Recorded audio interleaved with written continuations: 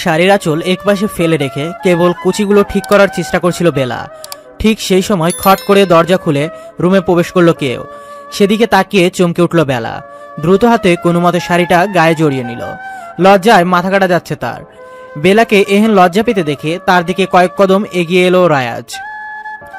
মাথা নত করে রায়াজকে পাশ কাটিয়ে চলে যেতে নিলে খপ করে বেলার হাতটা ধরে তাকে থামিয়ে দিল রায়াজ। চোখ তুলে তাকালো বেলা, সাথে সাথে আবার নামিয়ে নিল চোখ। রায়াজের এই গভীর অটল চোখ দুটোর দিকে খুব বেশিক্ষণ তাকিয়ে থাকতে পারে না বেলা। কেবল গা শিরশির করে ওঠে তার। নিজের ভাবনায় মগ্ন বেলা আকস্মাৎ শুনতে পায় রায়াজের রাজভারী কণ্ঠ। তোর সবকিছু কি আমার রুমে এসে করতে হবে? এমনকি শাড়িটাও আমার রুমে এসে পড়তে হবে? আর এই সকাল সকাল শাড়ি পরে কি করবি তুই? আমার জানা মতে ফাংশন সন্ধ্যার পর, এত তাড়াতাড়ি শাড়ি পরে করবিটা কি? নিম্নস্বরে বেলার জবাব। মেহমান দিয়ে বাড়ির আশেপাশে গিজগিজ করছে। কোথাও কোনো রুম ফাঁকা নেই, কেবল আপনার রুমটাই ফাঁকা ছিল, তাই আপনার রুমে এসেছি। ভ্রুকুচকে রায়াজ পুনরায় প্রশ্ন করল। আর সকাল সকাল শাড়ি পরে কাকে দেখতে যাচ্ছিস? বেলার অকপট জবাব। কাকে দেখতে যাব? রাজ ভাই, আমি তো এমনিতেই ট্রায়াল দেওয়ার জন্য পড়ছিলাম। বুকে হাত গুজে কিছুটা শক্ত কণ্ঠে রায়াজ বলল। সবই বুঝলাম, কিন্তু শাড়ি না পরে এভাবে উদ্ভট সেজে কোথায় পালাচ্ছিলি? শরীরের প্রতিটা ভাঁজ বোঝা যাচ্ছে। বেলাকে পা থেকে মাথা পর্যন্ত একবার চোখ বুলিয়ে পুনরায় বলে উঠল। ফর্সা পেটার কোমর দুটোই তো দেখা যাচ্ছে, বুকের আঁচড়ও ঠিক নেই। এভাবে শরীর দেখিয়ে ছেলে পটাতে চাইছিলি বুঝি? কথাটা বলেই বেলার বুকের আঁচলখানা নিজ হাতে ঠিক করে দিল রায়াজ। চকিতে রায়াজের দিকে তাকিয়ে বেলা জবাব দিল। এসব কি বলছেন রায়াজ ভাই? ছি ছি, আমি কেন এসব করতে চাইবো? তাহলে এমন অগোছালো অবস্থায় কেন রুম থেকে বেরিয়ে যাচ্ছিলি? যদি কোনো ছেলে এই অবস্থায় তোকে দেখে ফেলতো তাহলে কি হতো? শাড়ির আঁচল আঙুলে পেঁচাতে পেঁচাতে ভীত কণ্ঠে বেলা জবাব দিল। আসলে আপনি চলে আসায় তাড়াহুড়ো করে বেরোতে চাইছিলাম তো, তাই। ঠিক আছে, সব বুঝলাম। এখন তাড়াতাড়ি শাড়ি পরে রুম থেকে বের হ। বড় বড় চোখ করে তাকিয়ে বেলা জিজ্ঞেস করলো। আপনার সামনে? সোফায় গায়ে এলিয়ে দিয়ে আরাম করে বসতে বসতে রায়াজের জবাব। হ্যাঁ পড়বি, তাতে সমস্যা কোথায়? নিচু কণ্ঠে বেলার জবাব। আমার লজ্জা করবে রায়াজ ভাই। ভ্রুকুচকে রায়াজ জবাব দিল। আরে ছোটবেলায় যখন আমার সামনে খালি গায়ে ঘুরঘুর করতি তখন বুঝি লজ্জা করতো না? লজ্জার লাল বর্ণ ধারণ করলো বেলার চোখ মুখ। গাল আর কান দুটো হয়ে উঠলো আগুনের ন্যায় গরম। লজ্জায় মিয়ে যেতে যেতে অস্পষ্ট স্বরে বলে উঠল। তখন ছোট ছিলাম রায়াজ ভাই। তীক্ষ্ণ দৃষ্টি নিক্ষেপ করে এবার বেলার দিকে এগিয়ে এলো রায়াজ। শক্ত হাতে স্পর্শ করলো বেলার উন্মুক্ত কোমর। মৃদু কেঁপে উঠে চোখ জোড়া বন্ধ করে নিল বেলা। নিজের বক্ষপটে বেলার কোমল হাত পেয়ে ধরে গভীর কণ্ঠে রায়াজ প্রশ্ন করলো। এখন তাহলে নিশ্চয়ই খুব বড় হয়ে গেছিস, তাই না? তাহলে আমার বুকের পাশে প্রণয়ের আগুনে দগ্ধ হওয়া হৃদয়ের বেদনা এখনো কেন বুঝে উঠতে পারছিস না বেলা? চকিতে রায়াজের মুখপানে তাকালো বেলা। কম্পনরত কণ্ঠে জিজ্ঞেস করলো। মানে? বেলাকে ছেড়ে উল্টো দিকে দাঁড়িয়ে পড়ল রায়াজ। সামলে নিল নিজেকে, নিজের অনিয়ন্ত্রিত অনুভূতিকে। পাঞ্জাবির পকেট থেকে একটা সিগারেট বের করে লাইটারের সাহায্যে ধরিয়ে তা মুখে পুরে নিল। বার কয়েক টান দিয়ে কাঠখট্টা কণ্ঠে জবাব দিল। কিছু না, তাড়াতাড়ি শাড়ি পরে বের হওয়া আমার রুম থেকে। অভিমানে চোখ ভরে এলো বেলার। রাজ ভাই সবসময় তার সাথে এমন করে। প্রথম প্রথম নিজের বেলাকে কি সব উদ্ভট টাইপ কথাবার্তা বলে। বেলা যখন বুঝতে না পেরে জিজ্ঞেস করে ওঠে তখনই কেমন কঠোর কণ্ঠে তার সাথে কথা বলে ওঠে রায়াত। তাকে কেমন নিজের থেকে দূর দূর করে, যা বেলার কোমল মনে খুব গভীর থেকে গভীরে আঘাত করে। কিন্তু ভয়ে মুখ ফুটে রাজকে কিছু বলতে পারে না বেলা। যদিও আরো বেশি বকা দেয় তাহলে আরো বেশি কষ্ট পাবে বেলা। সে ভয়ে চুপ থাকে সে। বেলাকে সে তখন থেকে মূর্তির ন্যায় দাঁড়িয়ে থাকতে দেখে এবার তার দিকে ফিরে তাকালো রায়াজ। রক্তের ন্যায় লাল হয়ে যাওয়া রায়াজের চোখ জোড়া দেখে ভয় কেঁপে উঠল বেলা। ললাট কুচকে রায়াজ প্রশ্ন করল। কি ব্যাপার বেলা, এখনো দাঁড়িয়ে আছিস যে? শাড়ি ঠিকঠাক করে না সেই কখন যেতে বলেছি? স্কুলে যাবি না নাকি? খাম্বার মতো না দাঁড়িয়ে থেকে এবার তাড়াতাড়ি বের হ। মাথা নত করে বেলা জবাব দিল। আমি শাড়ি পরতে পারি না রায়াজ ভাই। যাবো কি করে বাহিরে? কষ্ট করে একটু মা কিংবা বড় মাকে ডেকে দেবেন। মুখ থেকে সিগারেটের ধোঁয়া ছাড়তে ছাড়তে বেলার দিকে এক দৃষ্টিতে তাকিয়ে রইল রায়াজ। অস্বস্তিতে হাঁসফাঁস করতে লাগলো বেলা। বেলার মিয়ে যাওয়া লজ্জারাঙার মুখের দিকে তাকিয়ে আড়ালে মৃদু হাসলো রায়াজ, যা মিস করে গেল বেলার দৃষ্টি আকর্ষণ। হ্যাঁচকা টানে বেলাকে নিজের কাছে টেনে নিয়ে এলো রায়াজ। হকচকিয়ে গেল বেলা। ফলস্বরূপ তার সিক্ত ওষ্ঠ এসে স্পর্শ করলো রায়াজের বক্ষস্থল। বেলা চোখ বড় বড় করে তাকালো রায়াজের মুখপানে। চোখ মুখ শক্ত করে তার দিকেই তাকিয়ে রায়াজ। ভয়ে ঢোক গিলল বেলা।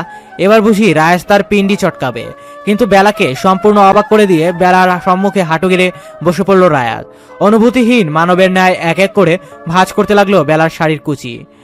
একের পর এক শখ যেন আর নিতে পারল না বেলা। বিস্মিত কণ্ঠে রায়াজের উদ্দেশ্যে জিজ্ঞেস করে উঠল, রাজ ভাই, আপনি শাড়িও পরাতে জানেন? জবাব নিল না রায়াজ। ভাবলেছিন ভঙ্গিতে বেলার শাড়ি ঠিক করে দিতে লাগলো নীরবে। রায়াজের এহেন নীরবতা ভীত সৃষ্টি করলো বেলার চিত্তে। নিজেকে আর সংযত রাখতে পারল না। কম্পিত কণ্ঠে রায়াজের উদ্দেশ্যে জিজ্ঞেস করলো, কার জন্য শাড়ি পরা শিখেছেন আপনি রাজ ভাই? নাকি এর আগে কাউকে পরিয়েছেন শাড়ি? অকস্মাৎ বেলার এহেন উদ্ভট প্রশ্নে হাত জোড়া আপনা আপনি থেমে গেল রায়াজের। নির্নিমেষ কয়েক পলক বেলার মুখের দিকে তাকিয়ে থেকে পাল্টা প্রশ্ন করে উঠল। তোর কি মনে হয়? অস্থির হয়ে পড়ল বেলা। অস্থির স্বরে পুনরায় জিজ্ঞেস করলো, বলুন না, কার জন্য এত সুন্দর করে শাড়ি পরা শিখলেন রাজ ভাই? অকপট কণ্ঠে রায়াজের জবাব, যার জন্যই শিখি না কেন, তোর জন্য শিখিনি, এটা তুই শিওর থাক। চোখ ভরে উঠল বেলার। এখনই বুঝি গড়িয়ে পড়লো এক ফোঁটা জল। কিন্তু নিজেকে সংযত করে ঠায় দাঁড়িয়ে রইল সে। বুকের পাশের আঁচল ঠিক করতে করতে রায়াজ বলল, কাঁদতে চাইছিস বুঝি? চমকে রায়াজের দিকে তাকালো বেলা। নিজেকে ধাতস্থ করে জবাব দিল, কই না তো। রায়াজের নির্লিপ্ত জবাব, তোর চোখে অহরহ বেদনার ঝাঁক দেখতে পাচ্ছি আমি বেলা। এত কিসের কষ্ট তোর এই বয়সে শুনি? কিছু না রাজ ভাই, আমি একদম ঠিক আছি। ঠিক আছে, তাহলে যা এবার। 1 মিনিটও ব্যয় না করে দ্রুত পায়ে রায়াজের রুম ত্যাগ করলো বেলা। বেলার যাওয়ার দিকে নির্বিশেষ তাকিয়ে থেকে রায়াজ বিড়বিড় করে উঠল, আমার হৃদয় আসিক্ত চন্দ্রমল্লিকা, কবে বড় হবি তুই? বেলার কন্দনরত কণ্ঠ কর্ণপাত হয়ে ধক করে উঠল রায়াজের অন্তঃকরণ। কেবলমাত্র স্নান সেরে বেরিয়েছিল সে। কোমরে তাল কেবল একটা তোয়ালে জড়ানো। কোনো দিক বেদিক বিচার না করে রায়াজ ছুটতে লাগলো বেলার রুমের উদ্দেশ্যে। বেলাকে কাঁদতে দেখে দ্রুত এগিয়ে গেল তার দিকে। দুহাতে আগলে ধরে নিজেকে বুকের সাথে চেপে ধরলো বেলাকে। মাথায় হাত বুলিয়ে দিতে দিতে শান্ত করতে লাগলো। ও রুমি রওশনকে দৃষ্টিপাত হতে জিজ্ঞেস করলো, কি হয়েছে ছোট মা? বেলা এভাবে কাছে কেন? তুমি কি ওকে কিছু বলেছো? অবাক কণ্ঠে রুমি রওশন রায়াজের উদ্দেশ্যে বলে উঠল, তার আগে তুই বল, তুই এমন অর্ধলগ্ন হয়ে শুধু একটা তোয়াল পরে এতগুলো মহিলা মানুষের সামনে ঘুরঘুর করছিস কেন? কথাটা শেষ করতেই রুমে উপস্থিত থাকা সকলে জোরে হেসে উঠল। সংবিত ফিরে এলো রায়াজের। তবে এক চুলও নড়ল না সে। আগের মতো শক্ত করে নিজের বুকের সাথে চেপে ধরে রইল বেলাকে। আটকে উঠল বেলা। নিজেকে রায়াজের বাহুডোরে থেকে ছাড়াতে ছাড়াতে বলে উঠল, এ কি করলেন রাজ ভাই? এখন বিয়ে বাড়ি সব মেয়েগুলোও নিশ্চয়ই আপনাকে চোখ দিয়ে গিলে খাচ্ছে। বেলার কথা শুনে আশেপাশে নির্মিশের চোখ বোলাতলো রায়াজ। সত্যি মেয়েগুলো কেমন ড্যাব ড্যাব করে তাকিয়ে আছে। সেদিক থেকে চোখ ফিরিয়ে বেলাকে জিজ্ঞেস করলো, কি হয়েছে? তখন এভাবে কাঁদছিলি কেন? জবাব দিল রুমি রওশন, আর বলিস না, এই মেয়ের কার্যকলাপের কথা। চুল আছড়ায় না, মনে হয় 1 বছর। চুলে কি জটটাই না বেঁধেছে। এখন চুলের জটনা ছাড়িয়ে চুলে বেরেনি করে দিতে চাইছিলাম, আর এই শুরু হলো তার নাটক। শুরু করে দিল বাচ্চাদের মতো ভ্যা ভ্যা করা। বলি বয়স তো আর কম হলো না তোর, 16 বছর হয়ে গেছে অনেক আগেই। কিছুদিন পর তো বিয়ে দেওয়া যাবে। অভিমানী কণ্ঠে বেলার জবাব, আমি কোনো নাটক করিনি রাজ ভাই, সত্যি আমার খুব ব্যথা লাগছিল। বেলার মুখপানে এক পলক তাকিয়ে থেকে রায়াজ বলল, চল আমার সাথে। অবাক হলো রুমি রওশন। অবাক কান্তিত কণ্ঠে জিজ্ঞেস করলো, কোথায় যাবে ও আবার তোর সাথে? বেলার হাত নিজের মুঠোয় পুড়ে নিয়ে রায়াজের ভাবলেশীন উত্তর। আমার রুমে। বেলাকে রুমে এনে খাটে বসতে ইশারা করে নিজের চলে গেল আলমারি দিকে। ভিতর থেকে একটা ফুল স্লিভের হোয়াইট শার্ট আর ব্ল্যাক ড্যামিন জিন্স বের করে হাতে নিল। সেদিকে তাকিয়ে বেলা রায়াজের উদ্দেশ্যে জিজ্ঞেস করে, আপনি এখন এগুলো পরবেন বুঝি? ভ্রু কুচকে নিল রায়াজ। এই মেয়েটা যে কত বড় গাধা তার বলতে গোপনে দীর্ঘশ্বাস ত্যাগ করে রায়াজ বলল, তাহলে তুই কি চাচ্ছিস? আমি তোর সামনে সারাদিন অর্ধনগ্ন হয়ে ঘুরে বেড়াই? মাথা নিচু করে নিল বেলা। রিনরিনে কণ্ঠে উঠল। না রাজ ভাই। রাজ আর কিছু বলল না, ভ্যানিটির সামনে গিয়ে দাঁড়িয়ে পড়ল। কোমরে বেঁধে রাখা তোয়ালেতে কেবল হাত দিবে সেই সময় বেলা এক ভয়ঙ্কর চিৎকার দিয়ে দুহাতে চোখ ঢেকে নিল। চকিতে বেলার দিকে তাকালো রায়াজ, ভয়ার্ত কণ্ঠে জিজ্ঞেস করলো, কি হয়েছে? এবার চিৎকার দিলি কেন? লজ্জায় ময়ে যাওয়া কণ্ঠে বেলা বলল, রাজ ভাই আপনি কি করতে যাচ্ছিলেন? আপনি আমার সামনেই জামা পরিবর্তন করতে যাচ্ছিলেন। আর একটু হলেই তো আমি হার্ট ফিল করতাম। পুনরায় দীর্ঘশ্বাস ত্যাগ করলো রায়াজ। এই মেয়ের বুদ্ধিশুদ্ধি কবে হবে কে জানে। কয়েক মিনিট ব্যয় হয়েই বেলার কর্ণপাত হলো রায়াজের গভীর কণ্ঠে, চোখ খোল। এমা না, ছি ছি ছি, আমার ভীষণ লজ্জা করবে। বড় বড় কদম ফেলে বেলার দিকে এগিয়ে এলো রায়াজ। সত্তর বেলার চোখের উপর থেকে জোর করে হাত সরিয়ে নিল। চোখ বড় বড় করে রায়াজের দিকে তাকালো বেলা। পর মুহূর্তে রায়াজের পরিধানে মানসম্মত বস্ত্র দেখে স্বস্তির নিঃশ্বাস নিল সে। দাঁত বের করে হাসলো বেলা। সেদিকে তাকিয়ে ললাট কুচকে নিল রায়াজ। এক মনে বেলার চুলে তেল দিয়ে যাচ্ছে রায়াজ। কৌতূহল দমন করতে পারলো না বেলা, জিজ্ঞেস করলো, রাজ ভাই আপনি চুলে তেলও দিতে জানেন? এর আগে কাউকে তেল দিয়ে দিয়েছিলেন বুঝি? গম্ভীর কণ্ঠে রায়াজের জবাব। বেশি কথা আমার মোটেও পছন্দ না বেলা, তাই চুপচাপ বসে থাক। বেলার কথা বাড়ালো না। রায়াজ খুব ধীরে ধীরে বেলার চুলের ঝটলা খুলে দিয়ে দুপাশে দুটো বেনুনি করে দিল। আয়নার সামনে দাঁড়িয়ে নিজেকে খুঁটিয়ে খুঁটিয়ে দেখে চলছে বেলা। সে বিস্ময়ের চরম পর্যায়ে। বেলার দিকে এক পলক তাকিয়ে রায়াজ নিজের কাজে মন দিল। চুলে ব্রাশ করতে করতে রায়াজ বলল, ব্যাগ নিয়ে গেটের সামনে গিয়ে দাঁড়া, আমি আসছি। বেলা মাথা নেড়ে সাইজা নিয়ে চলে গেল। বেলাকে বাইকে ওঠার জন্য ইশারা করতেই উঠে পড়ল সে। রায়াজ বলল, আমাকে ঠিক মতো ধরে বস, নয়তো পড়ে যাবি। রায়াজের কথা শেষ হতেই তাকে এক প্রকার জড়িয়ে ধরল বেলা। নিঃশ্বাস আটকে আসছে রায়াজের। তার অবাধ্য অনুভূতি নিয়ে এই মেয়ে যা খেলা খেলছে, নিজেকে ধাতস্থ করে বেসামাল অনুভূতিগুলোকে আটকায় রায়াজ। ধমকে ওঠে বেলাকে, সমস্যা কি বেলা? আমাকে ধরে বসতে বলেছি, জড়িয়ে ধরতে বলিনি। স্টুপিড। আমার কাঁধে হাত রেখে বস।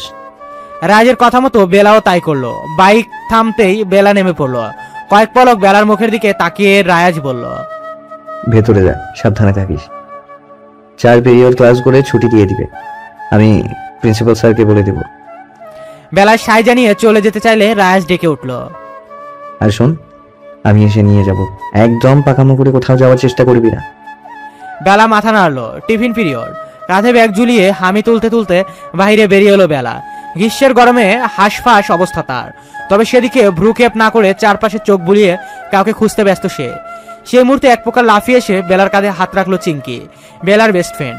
জিজ্ঞেস করলো, কি রে বেলা, আমাকে না জানিয়ে চলে যাচ্ছিস? তা কার সাথে বাসা যাবি এখন? রাজ ভাই আসবে বলেছে। সঙ্গে সঙ্গে হাব ভাব পাল্টে গেল চিঙ্কি। মিটি মিটি হাসতে হাসতে বলল, বলছিস কি বেলা, একটু লাইন করিয়ে দে না রাজ ভাইয়ের সাথে। যা সুন্দর উনি, একদম রসগোল্লার মতন, ইচ্ছে করে একদম খেয়ে নি। অকস্মাৎ চুলে টান পড়তেই বিভৎস এক চিৎকার দিয়ে উঠল চিঙ্কি। জোরে জোরে চুল টানতে টানতে রাগান্বিত স্বরে বেলা বলল, একদম রাজ ভাই সম্পর্কে উল্টা পাল্টা কথা বলবি না, আর না ওনার দিকে চোখ তুলে তাকাবি, নয়তো তোকে আমি একদম মেরে ফেলবো। দ্বিগুণ ঝাঁঝানো কণ্ঠে চিঙ্কি বলল, তোর এত সমস্যা কোথায়? রাজ ভাই কি তোর প্রেমিক লাগে, নাকি উনি তোকে ভালোবাসে? যে কোনো মেয়ে তাকে পছন্দ করলেই তুই এমন করিস? দমে গেল বেলা, ছিঁড়ে দিল চুল। টু শব্দ না করে এগোতে লাগলো সামনের দিকে। পিছনে ফিরে চিঙ্কি বলল, রাগ করিস না, আর সন্ধ্যায় রেডি হয়ে চলে আসিস জান। মুখ ভেঙচি কাটলো চিঙ্কি। মৃদু হাসলো বেলা, পা চালালো আবারও সামনের দিকে। বেশ কিছু দূরে দর্শন মিলল রায়াজের। সেদিকে এগোলো সে। বেলাকে নিজের দিকে এগোতে আসতে দেখে সামনের দিকে এগিয়ে গেল সে। রায়াজকে এগিয়ে আসতে দেখে পাজুরা থামিয়ে দিল বেলা, আর দাঁড়িয়ে রইল এক জায়গায় এক ভঙ্গিতে। কয়েক পলক বেলার মুখের দিকে তাকিয়ে রইল রায়াজ। অতঃপর পকেট থেকে রুমাল বের করে ঘামে ভিজে যাওয়া পুরো মুখ মুছে দিল বেলার। মূর্তির ন্যায় দাঁড়িয়ে রইল। রায়াজ জিজ্ঞেস করলো, খুব গরম লাগছে কি? মাথা নাড়লো বেলা। রায়াজ বলল, আচ্ছা চল। বেলার এক হাত নিজের মুঠোয় পুড়ে নিয়ে সামনের দিকে এগোতে লাগলো রায়াজ। স্কুল গেট পেরিয়ে বাইরে বেরিয়ে এলো। সামনে গিয়ে হাঁক ছেড়ে রিক্সা ডাকতে লাগলো। অবাক হলো বেলা, বলে উঠল, রিক্সা ডাকছেন কেন রাজ ভাই? ওই তো আপনার বাইক দেখা যাচ্ছে, তাহলে রিক্সা কেন? তোর না গরম লাগছে তাই? গরম লাগছে দেখে বাইক রেখে রিক্সা দিয়ে যেতে হবে? এ আবার কোন দেশের নিয়ম? তাপমাত্রা জানিস আজকের? 34 ডিগ্রি সেলসিয়াস।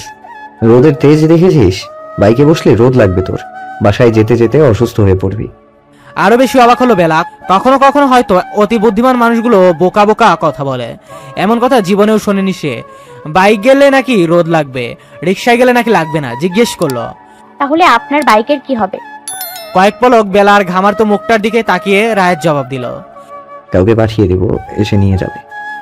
একটা রিক্সা ডেকে তাতে বেলাকে নিয়ে উঠে বসলো রায়াজ, বলে উঠল, রিক্সায় হুডিটা উঠিয়ে দিন মামা। এবার বিষয়টা বেলার বোধগম্য হলো বেলার কাছে। বেশ আনন্দ অনুভূত হলো চিত্তপট্টে। রাজ ভাই আর কত খেয়ালই না রাখে, তার নিজেরও রাজকে দেখলে কেমন একটা লাগে, বুকের ভিতর কেমন ধুক ধুক করে, পেটের মধ্যে কেমন সুরসুরি লাগে। তবে তারও বেশ লাগে রাজ ভাইয়ের পাশে পাশে থাকতে। আনমনে এসব ভাবতে ভাবতে রাজের কাঁধে মাথায় এলিয়ে দিল বেলা। চকিতে বেলার মুখপান তাকিয়ে রাজ গম্ভীর কণ্ঠে শুধালো, কি সমস্যা, সোজা হয়ে বস। সম্মিত ফিরল বেলার, সত্তর তাকে ছেড়ে দিয়ে কিছুটা দূরত্ব নিয়ে বসলো। রিক্সা চলতে লাগলো আপন গতিতে। কিয়ৎকাল বাদ ফের রাজের কণ্ঠস্বর কর্ণপাত হতেই সেদিকে তাকালো সে। তোর কি কোথাও কষ্ট হচ্ছে, খারাপ লাগছে, গরম কি খুব বেশি লাগছে? এদিকে আয় দেখি। বেলা মুখ খুলে কিছু বলতে নিবে তার পূর্বেই রাজ তার মাথাটা নিজের কাঁধে রাখলো, বলল, খারাপ লাগলে এভাবেই কিছুক্ষণ বসে থাক। বেলা আর কিছু বলল না, তারও বেশ ভালো লাগছে এভাবে থাকতে। কেমন সুখ সুখ অনুভূত হচ্ছে, কিন্তু কেন হচ্ছে তা তারও অজানা। তবে সে এটা জানে রাজ ভাইয়ের সবকিছুই তার বেশ ভালোই লাগে। সে যাই করুক না কেন, কেবল বকলে একটু কষ্ট লাগে, তাতে কি, রায়াজ তাই তো তাকে বেশ আদরও করে। চোখ বুজে নিল বেলা, সময়টা বেশ লাগছে তার কাছে।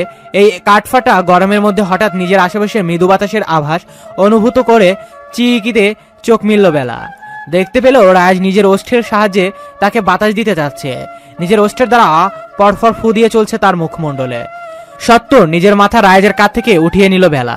রাজকে নিজের এত বেশি কাছে দেখে তার কানে কেমন লাগছে। সন্তপর্ণে একটা শুকনো ঢোক গিলল বেলা। পুনরায় বেলার মাথা নিজের কাঁধে রেখে রাজভারী স্বরে রাজ বলল, এত নড়াচড়া না করে চুপচাপ চোখ বন্ধ করে বসে থাক। রিক্সা এসে থামলো রওশন বাড়ির গেটে। দ্রুত নেমে পড়লো বেলা। দূরেই তাদের সকল কাজিনদের দেখা যাচ্ছে, সেদিকে দৌড়ে লাগলো সে। সেদিকে তাকিয়ে ললাট কুচকে নিল রায়াজ, ধমকে উঠল, আস্তে যা, পড়ে যাবি কিন্তু।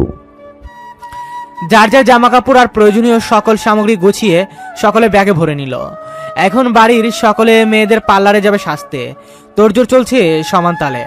বাড়ির বড়রা ব্যস্ত বিয়ের কাজে, ফুরসত নেই কারো। সবার আগে ব্যাগপত্র নিয়ে ছুটছে বেলা।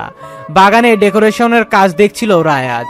বেলাকে ব্যাগপত্র নিয়ে সবার আগে কোথাও ছুটতে দেখে ভ্রু কুঁচকে নিল সে, হাঁক ছাড়ল, এই বেলা, কোথায় যাচ্ছিস? এদিকে আয়। এত ব্যাকপ্যাক নিয়ে যাচ্ছিস কোথায়? কাচুমাচু করে বেলা কিছু বলবে তার পূর্বে অর্পিতা বলল, কেন, তুই জানিস না আজকে আমার মেহেন্দি অনুষ্ঠান, সবাই পার্লারে সাজতে যাচ্ছে। কপাল কুচকে নিল রায়াজ, বলল, পার্লারে যাওয়ার দরকার কি? আমাকে বলতি, মেকআপ আর্টিস্টদের ফোন করে দিতাম, তারা বাড়িতে এসেই সাজিয়ে দিত। জি না, পার্লারে গিয়ে সাজা আর বাড়িতে বসে সাজা অনেক পার্থক্য, বুঝেছিস? পার্লার থেকে সাজার পর আমি যখন বাড়ির পথে আসবো, তখন মানুষ আমাকে ঘুরে ঘুরে দেখবে আর বলবে, এই এটা বউ না।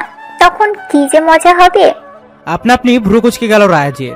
মহিলা মানুষ মানে ভেজাল, তার আর মাথা ঘামালো না সে, নিজে কাজে মনোনিবেশ করলো। পর মুহূর্তে বেলার কথা মাথায় আসতেই পাশ ফিরে তাকিয়ে জিজ্ঞেস করলো, কিন্তু তুই কোথায় যাচ্ছিস? পুনরায় বেলার পূর্বে অর্পিতা বলল, বাড়ি, ও বুঝি সাজবে না?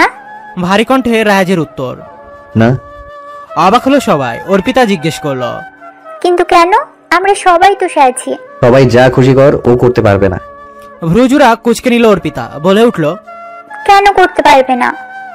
চোখ মুখ শক্ত করে রায়াজ উত্তর দিল, আমি বলেছি তাই, তোরা চলে যা, ও যাবে না। কথাটা বলেই বেলাকে হিড়হিড়িয়ে টানতে টানতে ভিতরে নিয়ে যেতে লাগলো রায়াজ। অবাক চিত্তে সেদিক তাকিয়ে সকলে। অর্পিতা লম্বা করে শ্বাস ত্যাগ করলো। তার ভাই একবার যখন না করেছে, তখন সূর্য পশ্চিম দিকে উঠলেও তার কথার কোনো পরিবর্তন হবে না। তাই সে কাল বিলম্ব না করে বাকিদের নিয়ে ছুটলো পার্লারের উদ্দেশ্যে। বেলা যেন এবার কেঁদেই দিবে। নিজে ভ্রুকন্দন বহু কষ্টে আটকে রায়াজকে জিজ্ঞেস করলো, আমাকে কেন যেতে দিলেন না রায়াজ ভাই? সবাই কত সুন্দর, আর পার্লার থেকে সেজে আসবে, সবাইকে খুব সুন্দর লাগবে। আমি কেন সাজতে পারবো না? এখন আমাকে আর সুন্দর লাগবে না। থমকে গেল রায়াজের কদম। পিছনে ঘুরে বেলার দোগাল আলতো করে স্পর্শ করলো। চোখ বুজে নিল বেলা। রাজ ভাই তাকে স্পর্শ করলে তার গা কেমন শিরশির করে, তবে খারাপ লাগে না, বেশ লাগে। অকস্মাৎ পুরুষালী গম্ভীর কণ্ঠে সম্বিত ফিরল বেলার। তুই কি জানিস আমার চোখে দেখা পৃথিবীর সবচেয়ে সুন্দর নারীর দ্বিতীয়টি তুই? কণ্ঠটা শুনে বেশি খুশি হলো বেলা।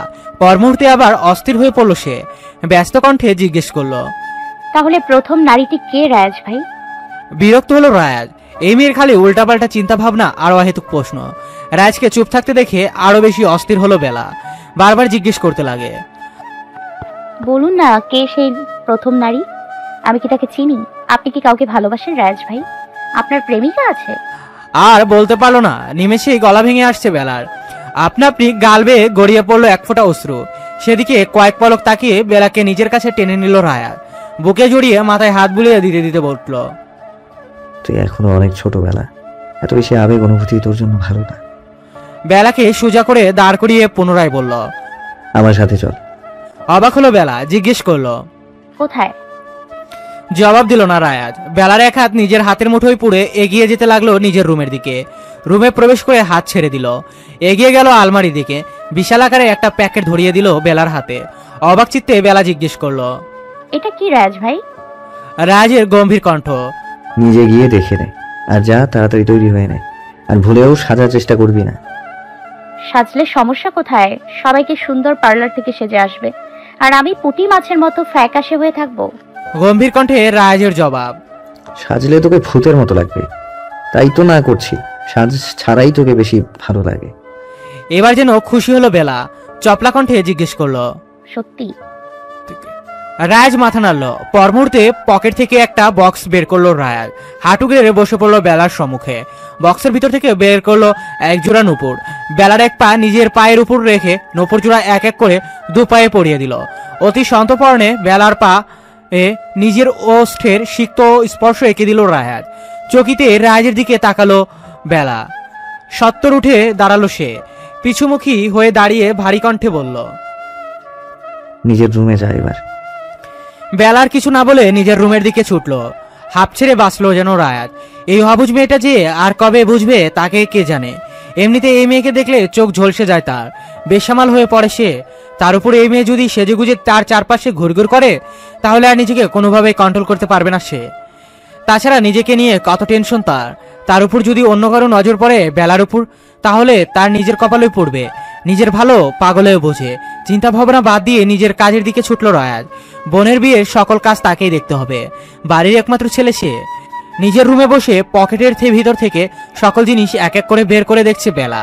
প্রথমে লাল রঙের বেশ সুন্দর একটা শাড়ি বের করলো সে। শাড়ির সাথে ম্যাচিং করে রয়েছে দুমুঠো কাচের চুড়ি। চোখ চকচক করে উঠল বেলার।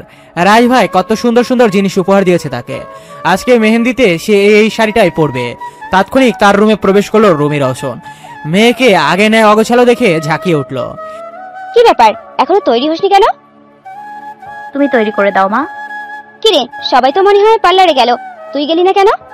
নিচু কণ্ঠে বেলার জবাব, এমনি জানি মা, তোমার হাতে তৈরি হতে ইচ্ছা করছিল তাই। যেন খুশি হলেন রুমি রওশন। এগিয়ে এলেন মেয়ের দিকে, বলে উঠলেন, চল তাহলে, তোকে তৈরি করে দিচ্ছি। ওই দেখ, 5:30 বেজে গেছে এর মধ্যেই। রুমি রওশন নিজের সাথে নিয়ে আচ্ছা ব্যাগ থেকে এক এক করে সকল জিনিসপত্র বের করতে লাগলেন। সেদিকে তাকিয়ে বেলার মনে পড়ে গেল, আজকে এই থিম তো গাঢ় সবুজ রঙের শাড়ি, সকলে তাই পরবে। মন খারাপ হলো বেলার। রাজভাইয়ের দেওয়া শাড়িটা পরতে পারবে না এই ভেবে। সকলে গ্রাম্য স্টাইলে শাড়ি পরবে, তাই সেও মাকে বলল সেভাবে শাড়ি পরিয়ে দিতে। রুমি রওশন মেয়ের কথা মতো তাকে শাড়ি পরিয়ে দিল। শাড়ি পরা শেষে ভ্যানিটির সমীপে নিয়ে বসলো। বেলা জিজ্ঞেস করলো, এখানে আনলে যে কি করবে মা? তোকে একটু সাজিয়ে দিই। আজকে উঠে বেলা বলল, না না না মা, আমি সাজবো না। ভ্রুকুটি করে রুমি রওশন জিজ্ঞেস করলেন, কেন সাজবি না শুনি? নখের সাহায্যে মেজে খুঁড়তে খুঁড়তে বেলা জবাব দিল, এমনি মা, ইচ্ছা করছে না। রেগে গেলেন রুমি রওশন, বলে উঠলেন, একদম বুড়ো মহিলাদের মতো কথা বলবি না। না সাজলে কেমন পোনা মাছের মতো দেখতে লাগবে বলতো। এদিকে আয়, আমি যতটুকু পারি সাজিয়ে দিচ্ছি তোকে। আয়নায় নিজেকে দেখে চমকালো বেলা। দেখতে তাকে বেশ লাগছে। মাথাকে কেবল হালকা মেকআপ করে ঠোঁটে লাল লিপস্টিক আর আইলাইনার দিয়ে দিয়েছে। আর কানে টানা ঝুমকা যা সবাই পড়বে, গলা খালি, হাতে রেশমি চুড়ি, মেয়েকে সাজিয়ে দিয়ে নিজের কাছে ছুটলেন রুমি রওশন। মন খারাপ করে খাটের এক কোণে বসে পড়ল বেলা। রাজভাইয়ের দেওয়া কিছুই পড়তে পারল না সে, কেবল নূপুর জোড়া ছাড়া। হই হুল্লোড় পড়ে গেছে রওশন বাড়িতে। একটু পরেই মেহেন্দির অনুষ্ঠান শুরু হবে। পার্লার থেকে সেজেগুজে বাড়ির সকল মেয়েরা এসে পড়েছে। ঘরে মেহেন্দির অনুষ্ঠান, হই হই করে উঠেছে মেয়েরা। মেহেদি পড়া শুরু হলো বলে অনুষ্ঠানটা কেবল মেয়েদের, এখানে ছেলেদের কোনো কাজ নেই, তাই ছেলেগুলো নিজেদের মতো করে অনথায় এনজয় করছে। অর্পিতার পাশে বসে খেজুরে আলাপে মেতে বেলা। অকস্মাৎ বাড়ির কাজের মেয়ে জুথি এসে বলল, বেলা আপা আপনারা সাথে যাইতে কইছে। কে? উত্তর আর দিতে পারল না জুথি। তার পূর্বেই ডাক পড়ল তার, সেদিকে ছুটল সে। ললাট কুচকে ছাদের দিকে এগুতে লাগলো বেলা। সিঁড়ি বেয়ে ছাদের দিকে উঠতেই অকস্মাৎ কোনো ছায়ামূর্তি বেলাকে নিজের সঙ্গে চেপে ধরল। আতকে উঠে যে চিৎকার দিতে যাবে তৎক্ষণাৎ কর্ণগোচর হতো মাদক মিশ্রিত পুরুষালী হাসকিশোর। আর কত পড়াবি আমায়? সময় দহনে পড়তে পড়তে আমি তো শেষ। আর কত পারবি আমায়? বুঝলো এটা রায়াজ। কেঁপে উঠল তার সর্বাঙ্গ। কম্পনরত স্বরে বেলা শুধালো, আমি আবার কি করলাম? অনেক কিছুই। সাজতে মানা করেছিলাম না, তারপরও সেজেছিস কেন? আর ঠোঁটে লাল রঙের লিপস্টিক পরা সাহস পেলি কোথায়? বলে নিজের বৃদ্ধা আঙ্গুলের সাহায্যে বেলার ওষ্ঠ হতে লিপস্টিকটুকু মুছে দিল রায়াজ। কম্পন যেন বেড়ে গেল আরো কয়েক গুণ। রায়াজের নজর এখনো বেলার ওষ্ঠের দিকে। সেদিকে দৃষ্টি রেখে উন্মুক্ত কোমরে হাত রেখে নিজের খুব সন্নিকটে নিয়ে এলো বেলাকে। নিজের মুখে নামিয়ে আনলো বেলার ওষ্ঠের খুব কাছাকাছি। আবেশে চোখ বুঝে নিল বেলা। বেলার ললাটে নিজের ওষ্ঠের সিক্ত স্পর্শ এঁকে দিল রায়াজ। তখনও চোখ বন্ধ বেলার। বেশ খানিক সময় অবহিত হওয়ার পরও যখন নিজের ওষ্ঠকোণে কোনো স্পর্শ পেল তখন আলগোজ চোখ মিলল বেলা। দেখতে পেল তার থেকে ঠিক কয়েক ইঞ্চি দূরে রেলিংয়ে হেলান দিয়ে পাঞ্জাবির পকেটে হাত গুজিয়ে দাঁড়িয়ে রায়াজ। দৃষ্টি তার বেলাতে স্থির। চোখ খুলতেই বেলার উদ্দেশ্যে রায়াজ বলল, এই ছোট্ট বয়সে এসব উল্টাপাল্টা চিন্তা ভাবনা নিয়ে ঘুরিস কিভাবে? এসব চিন্তা মাথা থেকে ঝেড়ে ফেল, এখনো অনেক ছোট তুই। অতঃপর বেলার খুব সন্নিকটে এসে কিঞ্চিত ঝুঁকলো বেলার দিকে। পুনরায় উন্মুক্ত কোমরে নিজের শক্তপোক্ত হাত চেপে ধরে টেনে নিল নিজের আরো কাছে। বলে উঠল, তুই যেটার কথা ভেবেছিলি তার সময় এখন নয়, আরো পরে। কথাটা বলেই বেলার ডান গালে সশব্দে একটা চুমু এঁকে দিল। আপনা আপনি দু চোখ বড় হয়ে গেল বেলার। চলছে সমান তালে মেহেদি পড়া, হই হুল্লোড় পুরো দমে। এক পাশে অর্পিতাকে মেহেদি পড়াচ্ছে একজন, অপর পাশে কিয়ারা নিজের মেহেদি নিজেই পড়ছে। সে সময় হাঁপাতে হাঁপাতে নিচে এলো বেলা। দৌড়ে আসার ফলে খুব বিধ্বস্ত দেখাচ্ছে বেলাকে। চোখ মুখ কেমন লাল হয়েছে, সেদিকে তাকিয়ে সকলে অবাক। বেলাকে নিজের কাছে ডাকলো অর্পিতা। কম্পিত পায়ে সেদিকে এগিয়ে গেল। একটানে নিজের পাশে বসিয়ে অর্পিতা জিজ্ঞেস করলো। মৃদু আওয়াজ তুলে বেলা বলল, রাজ ভাই। এবার সুর টেনে অর্পিতা বলতে লাগলো, ওহো, আমার ভাই কিন্তু সেই রোমান্টিক বল। তা কি কি করলো? অবাক নয়নে তাকিয়ে বেলা জিজ্ঞেস করলো। কি আবার করবে? ভ্রুক্ষেপহীন ভঙ্গিতে অর্পিতা জিজ্ঞেস করলো। তাই কিছুই করেনি? কম্পনরত কণ্ঠে বেলার উত্তর, কি আবার করবে? আচ্ছা ছাড় এসব, তোদের পার্সোনাল কথা তোদের মধ্যেই থাক। ওই দেখ তোর সতীন। বিস্মিত কণ্ঠে বেলা জিজ্ঞেস করলো। সতীন মানে? মৃদুকে সে নিজের গলা পরিষ্কার করলো অর্পিতা। হামি তুলতে তুলতে বলে উঠলো, প্রেমের দিওয়ানি। এবার কিছুটা নড়ে চড়ে বসলো যেন বেলা। কৌতূহলবশত কণ্ঠকে জিজ্ঞেস করলো, কে এই মেয়ে? চিনলাম না তো। কি আর হবে, আমার ছোট খালামণির মেয়ে পায়েল। পায়েল আপু? চেনাই যাচ্ছে না, কত সুন্দর হয়ে গেছে আগের থেকে। হ্যাঁ সেটাই তো কথা। এখন রাজ ভাইয়া যদি পায়েলের প্রেমে পড়ে যায় বেশ হবে বল। পায়েলকে কিন্তু আমার বেশ লাগে, মায়েরও খুব পছন্দ। কথাটা বলেই বেলাকে কোনো দিয়ে গুঁতো মারলো অর্পিতা। আতঙ্কের এক ভয়াবহ রেশ কেটে গেল বেলার চিত্তপটে। রাজভাই যদি সত্যি সত্যি পায়েল আপুকে পছন্দ করে ফেলে তাহলে কি হবে? তীর তীর করে ঘামতে লাগলো বেলা।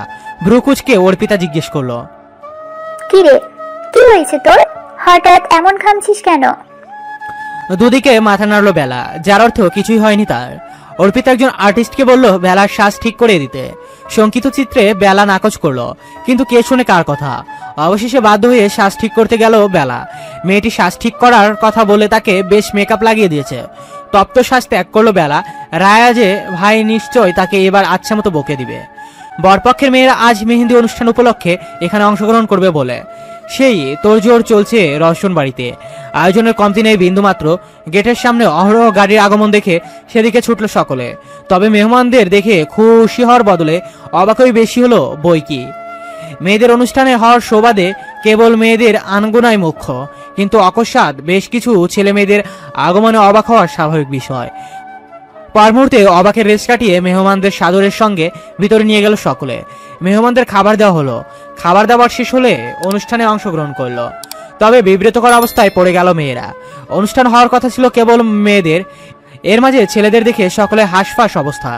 অনেকক্ষণ যাবৎ রাজকে কোথাও দেখতে না পেয়ে তার খোঁজে বাগানের দিকে এলো বেলা। আঁখি ঘুরিয়ে খুঁজতে লাগলো চারিপাশ। নিজের ভাবনার মাঝে আকস্মিকতায় কোনো পুরুষালী কণ্ঠস্বর কর্ণপাত হতেই চমকে উঠল। পাশ ফিরে তাকিয়ে দেখতে পেল একজন সুদর্শন যুবককে। নিজের দিকে ফিরতেই যুবকটি বেলার উদ্দেশ্যে বলে উঠল, Excuse me, can I talk for you sometime? Actually, I felt so bored. জি বলুন, কি বলবেন? Nothing so special. আমি কিছু এক কথা বলতে চেয়েছিলাম। এই যে, ও আচ্ছা। জি আমি রোশন, আপনি? রুবাইয়াত বেলা। বেশ সুন্দর, ঠিক আপনার চেহারার মতন। চকিতে ছেলেটির দিকে তাকালো বেলা। জিজ্ঞেস করলো, মানে?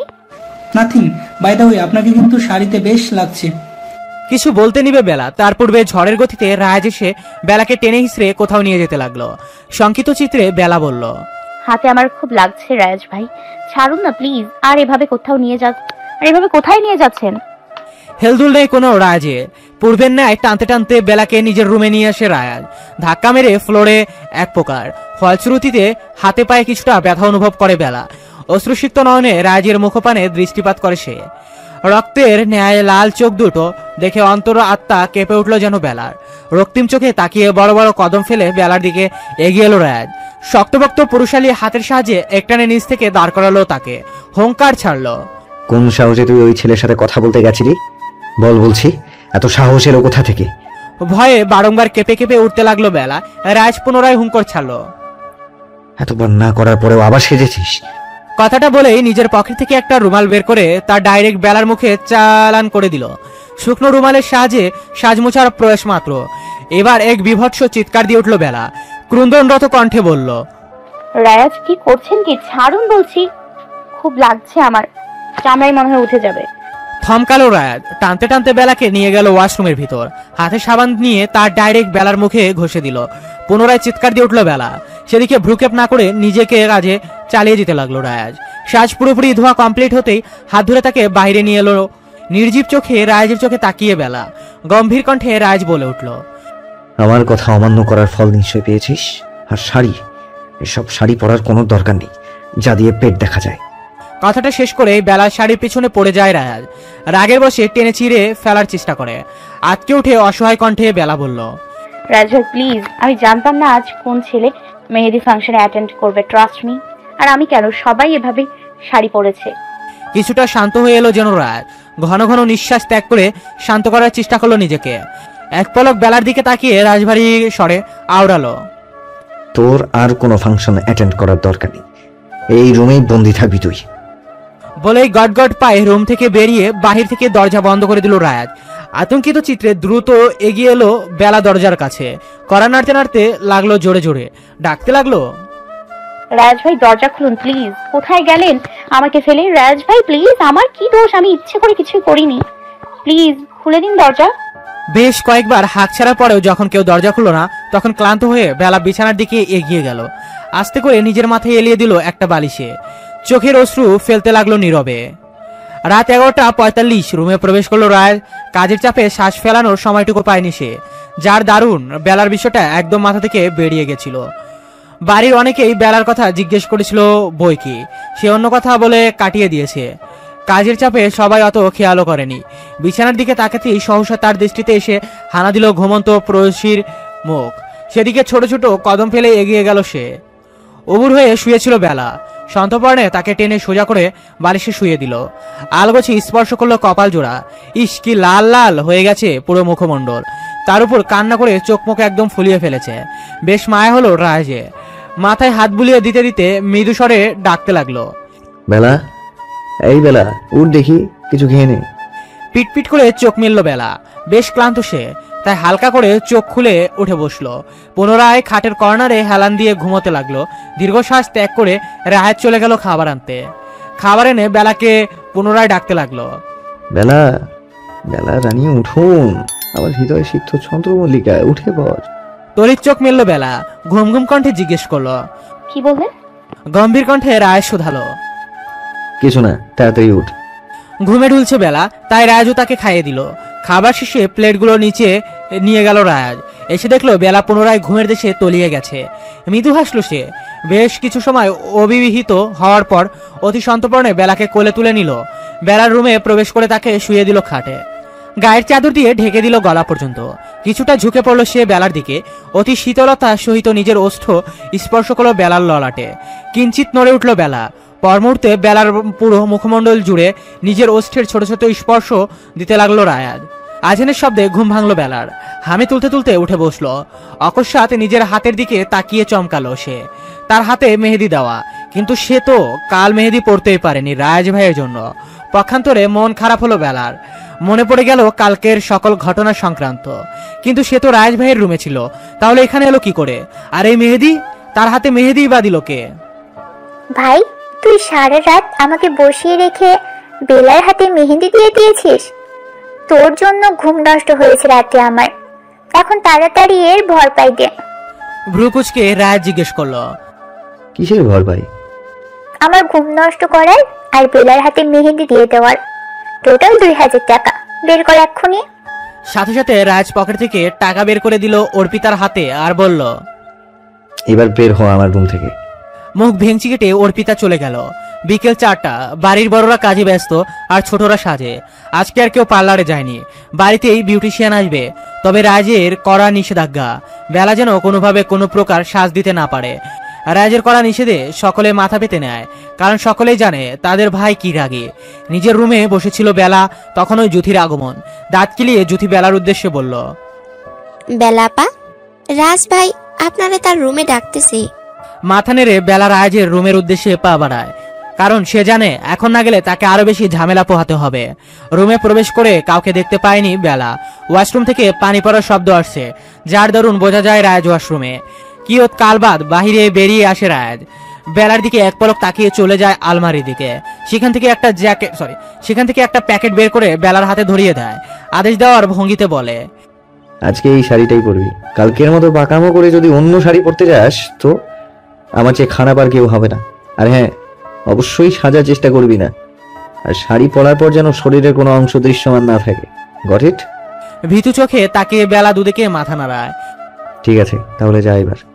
বরের বাড়ি থেকে অহরহ মেহমানদের আগমন ঘটেছে। মেহমানদের আপ্যায়নে ব্যস্ত সকলে। বেলাকে আজ নিজের কাছে থেকে এক চুলো দূরে সরায়নি রায়াজ, বরঞ্চ বেলার একটা হাত নিজের হাতের মুঠোয় পুড়ে নিয়ে প্রতি মুহূর্তে যেখানে যাচ্ছে নিজের সাথে নিয়ে যাচ্ছে তাকে। এ কিনা ক্ষোভের শেষ নেই বেলার। কোনো প্রকার মজ মাস্তি করতে পারছে না সে রায়াজের জন্য। তবুও কিছু বলা নেই তার রায়াজকে। বেশ ভয় পায় কিনা। বেলাকে নিজের কাছে ডাকছিল অর্পিতা। ঠিক সে সময় জুথি চলে এলো সামনে। কানে কানে কি যেন বলে গেল বেলার। দ্রুত জনকলর ত্যাগ করে নিজের রুমের দিকে এগিয়ে গেল সে। সেদিকে তাকিয়ে বক্র হাসি ফুটে উঠল রায়াজের ওষ্ঠকোণে। আয়নার সামনে দাঁড়িয়ে শাড়ি ঠিক করতে ব্যস্ত বেলা। কোথাও দিয়ে নাকি তার শাড়ি নষ্ট হয়ে গেছে সেটাই করছে। সেই সময় তার রুমে আগমন ঘটে রায়াজের। চকিতে সেদিকে তাকিয়ে নিজেকে দ্রুত ঠিক করে নেয় বেলা। বেলাকে নিজের কাছে ডাকে রায়াজ, জিজ্ঞেস করে, অর্পিতকে ডাকছিল কেন জানিস? মাথা নেড়ে বেলা না বুঝায়, যার অর্থ সে জানে না। হ্যাচকাটানে বেলাকে নিজের অতি সন্নিকটে নিয়ে আসে রাজ। নিজের কপল দ্বারা ঘর্ষণ করে বেলার বাম কপলে। ফলে রাজের গালে লেগে থাকা হলুদ লেগে যায় বেলার গালে। নিজের গালে মৃদু ব্যথাও অনুভব হয় বেলার। গালে খোঁচা খোঁচা দাঁড়িয়ে থাকার কারণে এখন গালটা বেশ জ্বলছে তার। নিজের কাজ শেষ হতেই হেলে দুলে রুম থেকে বেরিয়ে যায় রায়াজ। হলুদের অনুষ্ঠানের সমাপ্তিতে সকলে চলে যায় বিশ্রাম করতে। আজ বেশ ধকল গেছে সকলের উপর দিয়ে। দেখতে দেখতে অর্পির বিয়েও শেষ হয়ে যায়। মেহমানরাও অলরেডি যার যার বাড়িতে চলে গিয়েছে। নিত্য নতুন কাজে সকলে ব্যস্ত হয়ে পড়ে। পড়ার টেবিলে বসে ঝিমুলে বেলা। তার ঠিক সম্মুখে গুমড়ো মুখে বসে রায়াজ। অকস্মাৎ বিভৎস এক ধমকে কেঁপে উঠল বেলা। কি সমস্যা বেলা? পড়া রেখে ঝিমাচ্ছিস কেন? কিছুদিন বাদেই তোর এসএসসি এক্সাম, আর এখন এসে তুই পড়ার টেবিলে ঘুমাচ্ছিস? সত্তর লাফ মেরে ঘুমের দেশ থেকে ফিরে আসে বেলা। মন লাগায় পড়ার দিকে। মার্চের 10 তারিখ বেলা 12:55 দীর্ঘ এক নিঃশ্বাস ত্যাগ করে পরীক্ষার হল থেকে বের হয় বেলা। অবশেষে তার পরীক্ষা শেষ হলো। বাহিরে বেরিয়ে দেখতে পেল তির্যক গরম অতিষ্ঠ রাজ দাঁড়িয়ে তার জন্য। হাসি মুখে সে এগিয়ে গেল সেদিকে। বেলাকে দেখতেই ব্যস্ত কণ্ঠে রাজ বলল, তাড়াতাড়ি উঠে বস, যা রোদ আজকে অসুস্থ হয়ে যাবি একদম, তাড়াতাড়ি কর। রাজ তারা দিতেই দ্রুত উঠে পড়লো বেলা। রাজকে খুব শক্ত করে ধরে বসলো সে। বাইক স্টার্ট দিল রাজ। জিজ্ঞেস করলো, পরীক্ষা কেমন হয়েছে? আলহামদুলিল্লাহ ভালো। আর কিছু বলল না রাজ। বাড়ি গেট পেরিয়ে বাইক নিয়ে ভিতরে ঢুকে পড়লো রাজ। বেলাকে নামিয়ে দিয়ে নিজেও চলে গেল কোথাও। রাজের যাওয়ার পানে কয়েক পলক তাকিয়ে থেকে বাড়ির ভিতর ঢুকে পড়লো বেলা। বাড়িতে আসতেই সকলে একই প্রশ্ন, পরীক্ষা কেমন হয়েছে, পরীক্ষা কেমন হয়েছে। সকলের প্রশ্নের পাড় চুকিয়ে ভোতা মুখে নিজের রুমে চলে যায় বেলা। সকলে এত প্রশ্নের উত্তর দিতে দিতে ক্লান্ত সে ধরাম করে বিছানায় গায়ে লিয়ে দেয়। লম্বা একটা ঘুম দেওয়া দরকার তার। এই কয়েকদিন পরীক্ষার যন্ত্রণায় ঠিক মতো ঘুমোতে দেয়নি তাকে রাজ ভাই। রাত 3টা বাজে তাকে ঘুম থেকে তুলে পড়ায় বসিয়েছে। সেই দুঃখের দিনের কথাগুলো মনে পড়তেই আপনা আপনি ঘুম এসে ধরা দিল বেলার চোখে। একসময় ঘুমের দেশে তলিয়ে গেল সে। অ্যালার্মের শব্দ কর্ণকুড়ে পৌঁছতেই এক লাফে উঠে বসলো বেলা। চোখের পলকে 3 মাস কি করে অতিক্রম হয়ে গেছে বুঝতেই পারেনি সে। এই তো সেদিন পরীক্ষা দিল সে, আর আজই কিনা রেজাল্ট প্রকাশ পাবে। দ্রুত উঠে ওয়াশরুমে চলে গেল। তাড়াতাড়ি ফ্রেশ হয়ে রুম থেকে বের হলো। মাচাছিরা সকলে মিলে রান্নাঘরে কাজ করছে, সেদিকে এগিয়ে গেল সে। সারা বছর যতই শয়তানি করে ঘুরে বেড়াক না কেন, আজকের দিনে অন্তত সকলের কাছে ভালো শাস্তি হবে তাকে। পাছে যদি ফেল করে বসে, ফেল করলে যদি আবার রিক্সাওয়ালার সাথে বিয়ে দিয়ে দেয় তাকে, তখন কি হবে তার। সকাল সকাল বেলাকে রান্নাঘরে দেখে চমকালো যেন সকালে। রুমি রোশন মেয়ের দিকে এগিয়ে জিজ্ঞেস করলো, কি রে বেলা, এই সকাল সকাল তুই এখানে কি করছিস? কিছু লাগবে তোর, নাকি ক্ষুধা লেগেছে বলে খেতে এসেছিস?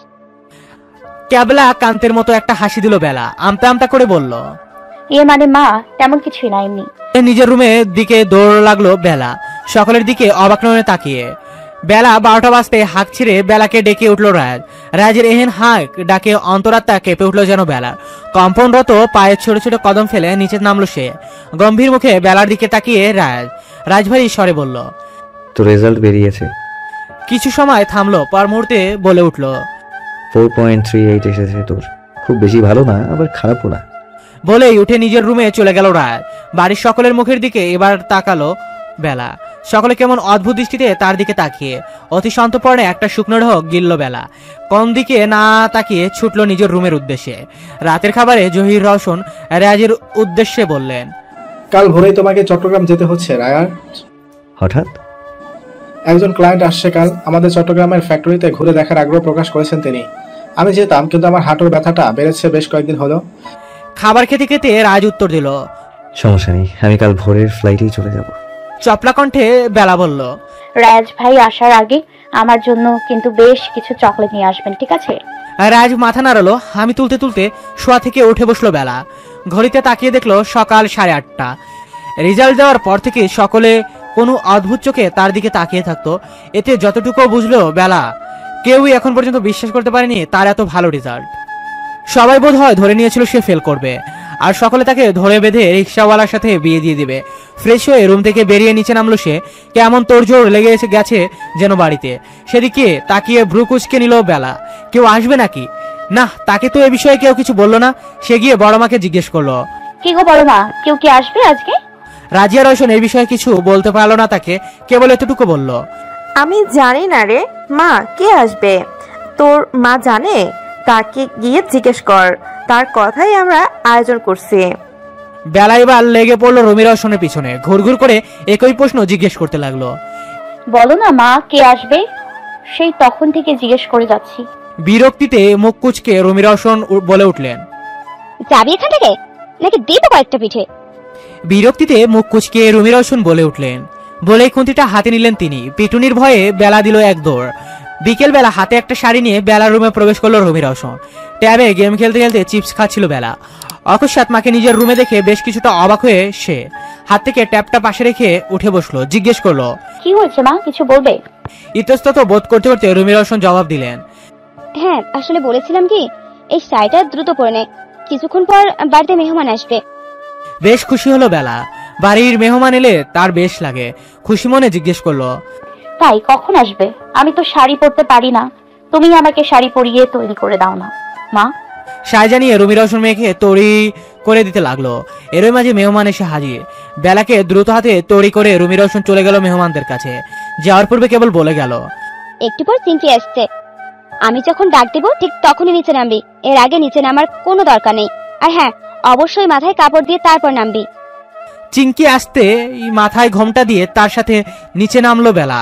হোল রুমে আসতেই তাকে টেনে সোফায় বসিয়ে দিল রুমি রওশন। ভুরু কুচকালো বেলা। এরা কারা? কাউকেই তো চেনা লাগছে না তার। রুমি রওশন বেলাকে দেখিয়ে তার পাশে বসে মহিলার উদ্দেশ্য বলল, বুঝেছিস সুস্মি, এই হলো আমার মেয়ে। মহিলাটি মিষ্টি এসে জিজ্ঞেস করলো, নাম কি তোমার মা? রুবাইয়াত বেলা। কোন ক্লাসে তুমি? এসএসসি পরীক্ষা দিয়েছি এবার। মহিলাটি আরো গোটা কয়েক প্রশ্ন করলো বেলাকে। বেলাও তার সকল প্রশ্নের উত্তর সঠিকভাবেই দিল। কিয়ৎকাল বাদ রুমি রওশন বললেন, ও তাহলে উঠুক এখান থেকে, কেমন? সায় জানালো মহিলাটি। অতঃপর বেলার হাতের মুঠোয় বেশ কিছু টাকা গুজে দিলেন তিনি।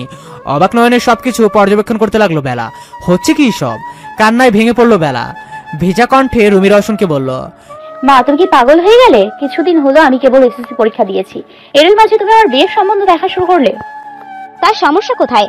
বড় হচ্ছ তুমি, একদিন না একদিন তো বিয়ে করতেই হতো, এখন করলে সমস্যা কি?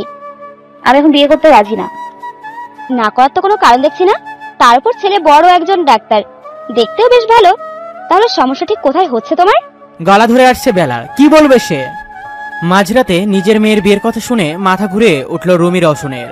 ভাসুরের ছেলেকে নিজের মেয়ের স্বামী হিসেবে মানতে নারাজ রুমি রওশন। কারণ একটাই, সে তার বান্ধবী রেশমিকে কথা দিয়েছে মেয়েকে বিয়ে দিলে তার বান্ধবীর ছেলের সাথে দিবে। কিন্তু মাঝখান দিয়ে একই কাণ্ড ঘটিয়ে আসলো বেলা। রাগে বিভৎস হয়ে তিনি তেড়ে গেলেন বেলার দিকে। শরীরে সর্বশক্তি প্রয়োগ করে সপাট করে চর মেরে দিলেন গালে। তেতে উঠলেন জিসান রওশন। স্ত্রীকে দুহাতে জাপটে ধরে আটকালেন। বলে উঠলেন, পাগল হয়ে গেল রুমি, মারছো কেন ওকে তুমি? ছাড়া বলছি আমাকে, ওকে আমি আজকে মেরেই ফেলবো। তৎক্ষণাৎ বেলাকে নিজের বক্ষস্থলে ঠাঁই করে দিল রায়াজ। শক্ত কণ্ঠে রুমি রওশনের উদ্দেশ্যে বলল, ছোট মা, ভুলে যেও না সে এখন আমার স্ত্রী, আর তোমার থেকে এখন ওর উপর আমার অধিকার বেশি। তাই নেক্সট টাইম ওর গায়ে কেউ হাত তুলুক, আমি এটা মোটেও সহ্য করবো না। জহির রওশন ছেলের দিকে এগিয়ে এসে গম্ভীর কণ্ঠে বলে উঠলেন, যা করার করেছো, তাই বলে এই নয় এখনই বেলাকে তোমার হাতে তুলে দেবো আমরা। সবার আগে নিজেকে প্রতিষ্ঠিত করো, নিজের একটা শক্ত জায়গা তৈরি করো, বেলাকে সুখে রাখার রাস্তা বের করো, তাহলেই তুমি বেলাকে পাবে, তার আগে নয়। কোনো মাই তার মেয়েকে বেকার ছেলের হাতে তুলে দিতে চায় না, সেখানে তুমি রাজনীতি করে গুন্ডাদের মতো পুরো এলাকা ঘুরে বেড়াও। নিজেদের ফ্যামিলি বিজনেস থাকতো, সেখানে অ্যাটেন্ড করো না, আগে নিজেকে প্রমাণ করো। ততদিন বেলা আগের মতোই এবারের মেয়ে হয়ে থাকবে, তোমার স্ত্রী নয়। আর তুমিও বেলার থেকে দূরত্ব বজায় রেখে চলবে। কথাটা বলে তিনি রুমি রওশনের দিকে তাকিয়ে বললেন, বেলাকে ভিতরে নিয়ে যাও, আর ভুললে ওর গায়ে আর একটা ফুলের টোকা দেওয়ার চেষ্টা করবে না। দোষ কেবল ওর একার না, দোষ আমার ছেলেরও। তাই ও একা কেন শাস্তি পাবে? শাস্তি বেলা দুজনেই পাবে। আর এদের শাস্তি হলো এরা একে অপরের থেকে আলাদা থাকবে। যেদিন রায়াজ প্রমাণ করতে পারবে ও বেলার যোগ্য, সেদিনই ও বেলাকে নিজের স্ত্রী রূপে পাবে। তার পূর্বে এরা আগের মতোই আলাদা আলাদা রুমে থাকবে। পুনরায় বেলা রায়াজের দিকে তাকিয়ে তিনি বললেন, তোমরা দুজন এবার যার যার রুমে যাও, অনেক কিছুই তো দেখিয়ে ফেলেছো আমাদের। কথাটা বলেই তিনি নিজের রুমের উদ্দেশ্যে চলে গেলেন। রুমি রওশন শক্ত হাতে বেলার বাহু চেপে ধরে টানতে টানতে নিজের সাথে নিয়ে গেলেন। ছলছল চোখে তখনও বেলা রায়াজের দিকে তাকিয়ে। প্রিয়সী এহেন ব্যথাতুর দৃষ্টি দেখে অন্তঃকরণ ধপ করে উঠল রায়াজের। সেদিকে শক্ত মুখে তাকিয়ে রইল সে। ধাক্কা মেরে বেলাকে রুমের ভিতর ফেলে রুমি বেগম বাহিরে দিয়ে তালা দিয়ে দিলেন। সত্য নিজের ট্যাপটা খুঁজতে ব্যস্ত হয়ে পড়ল বেলা। সৌভাগ্যবশত পেয়েও গেল। দ্রুত হাতে সে কল করলো রায়াজের হোয়াটসঅ্যাপ নাম্বারে। বেলার নম্বর থেকে কল আসতে দেখে কল রিসিভ করলো। কান্না মিশ্রিত কণ্ঠে বেলা বলতে লাগলো, রায়াজ ভাই দেখুন না, মা আমাকে রুমের মধ্যে বন্দি করে রেখে গেছে। বলে ফুপিয়ে উঠলো সে। দীর্ঘশ্বাস ত্যাগ করলো রায়াজ। বলল, কাঁদছিস কেন বোকা মেয়ে? কাদের কি হলো এখানে? ছোট মা একটু রেগে আছে তো, তাই হয়তো এমন করেছে। চুপ কর, আর কাঁদতে হবে না। আচ্ছা ওয়েট, ভিডিও কল দিচ্ছি, আমার সাথে কথা বলতে থাক। কথাটা বলেই রায়াজ বেলাকে ফোন করলো। পরবর্তীতে তারা দুজনেই কেউ আর ঘুমালো না। সারা রাত জেগে একে অপরের সাথে কথা বলতে বলতে কাটিয়ে দিল। ভোরের দিকে রায়াজ বেলার উদ্দেশ্যে বলল, অনেক কথা হয়েছে, এবার চুপচাপ ঘুমাতে যা। সায় জানালো বেলা। তারও বেশ মাথা ধরেছে। অতিরিক্ত কান্না ও সারা রাত জেগে থাকার কারণে এই অবস্থা। ট্যাপটা পাশে রেখে বেলা তলিয়ে গেল ঘুমের দেশে। এক ধ্যানে বেলার মুখপানে তাকিয়ে রায়াজ। যতক্ষণ তার চোখ না লেগে যায় ততক্ষণ সে তাকিয়ে রইল প্রেয়সীর ঘুমন্ত মুখের দিকে।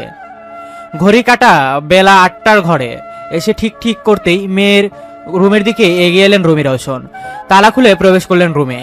আদরে মেয়ের শুকিয়ে যাওয়া মুখের দিকে তাকিয়ে থাকলেন কয়েক পলক। ডাকতে চেয়েও ডাকতে পারলেন না, তাই আর না ডেকে নিঃশব্দে প্রস্থান করলেন। খাবার টেবিলে উপস্থিত সকলে কেবল বেলা আর রায়াত ছাড়া। ঠিক তখনই নিচে নেমে এসে টেবিলে বসলো রায়াত। জহির রওশনের দিকে তাকিয়ে বলল, বাবা, আমি আজ থেকে অফিসে জয়েন করতে যাচ্ছি। খাবার মুখে নিতে নিতে জহির রওশন জবাব দিলেন, তা বেশ তো, যাক, অবশেষে তোমার সুবুদ্ধি হলো। রুমে প্রবেশ করে বেলাকে ভিডিও কল দিল রায়াজ। প্রথমবার ফোন রিসিভ হলো না অপর পাশ থেকে, পরবর্তীতে কল করার সাথে সাথে ফোন রিসিভ হলো। বেলার ঘুম জড়ানো মুখের দিকে তাকিয়ে রায়াজ। বেশ স্নিগ্ধ লাগছে তাকে।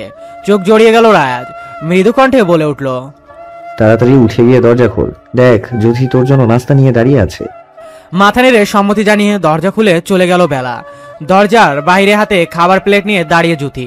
বেলাকে দেখতে পেয়ে ফিসফিসিয়ে বলে উঠল, বেলা আপা, রাজ ভাই আপনার জন্য নাস্তা পাঠাইছে, তাড়াতাড়ি খাইয়া লন। তুই খেয়েছিস? হ, সবাই খাইছি, এখন আপনি খান তাড়াতাড়ি। খাবারটা হাতে নিয়ে বেলা রুমের ভিতর চলে এলো।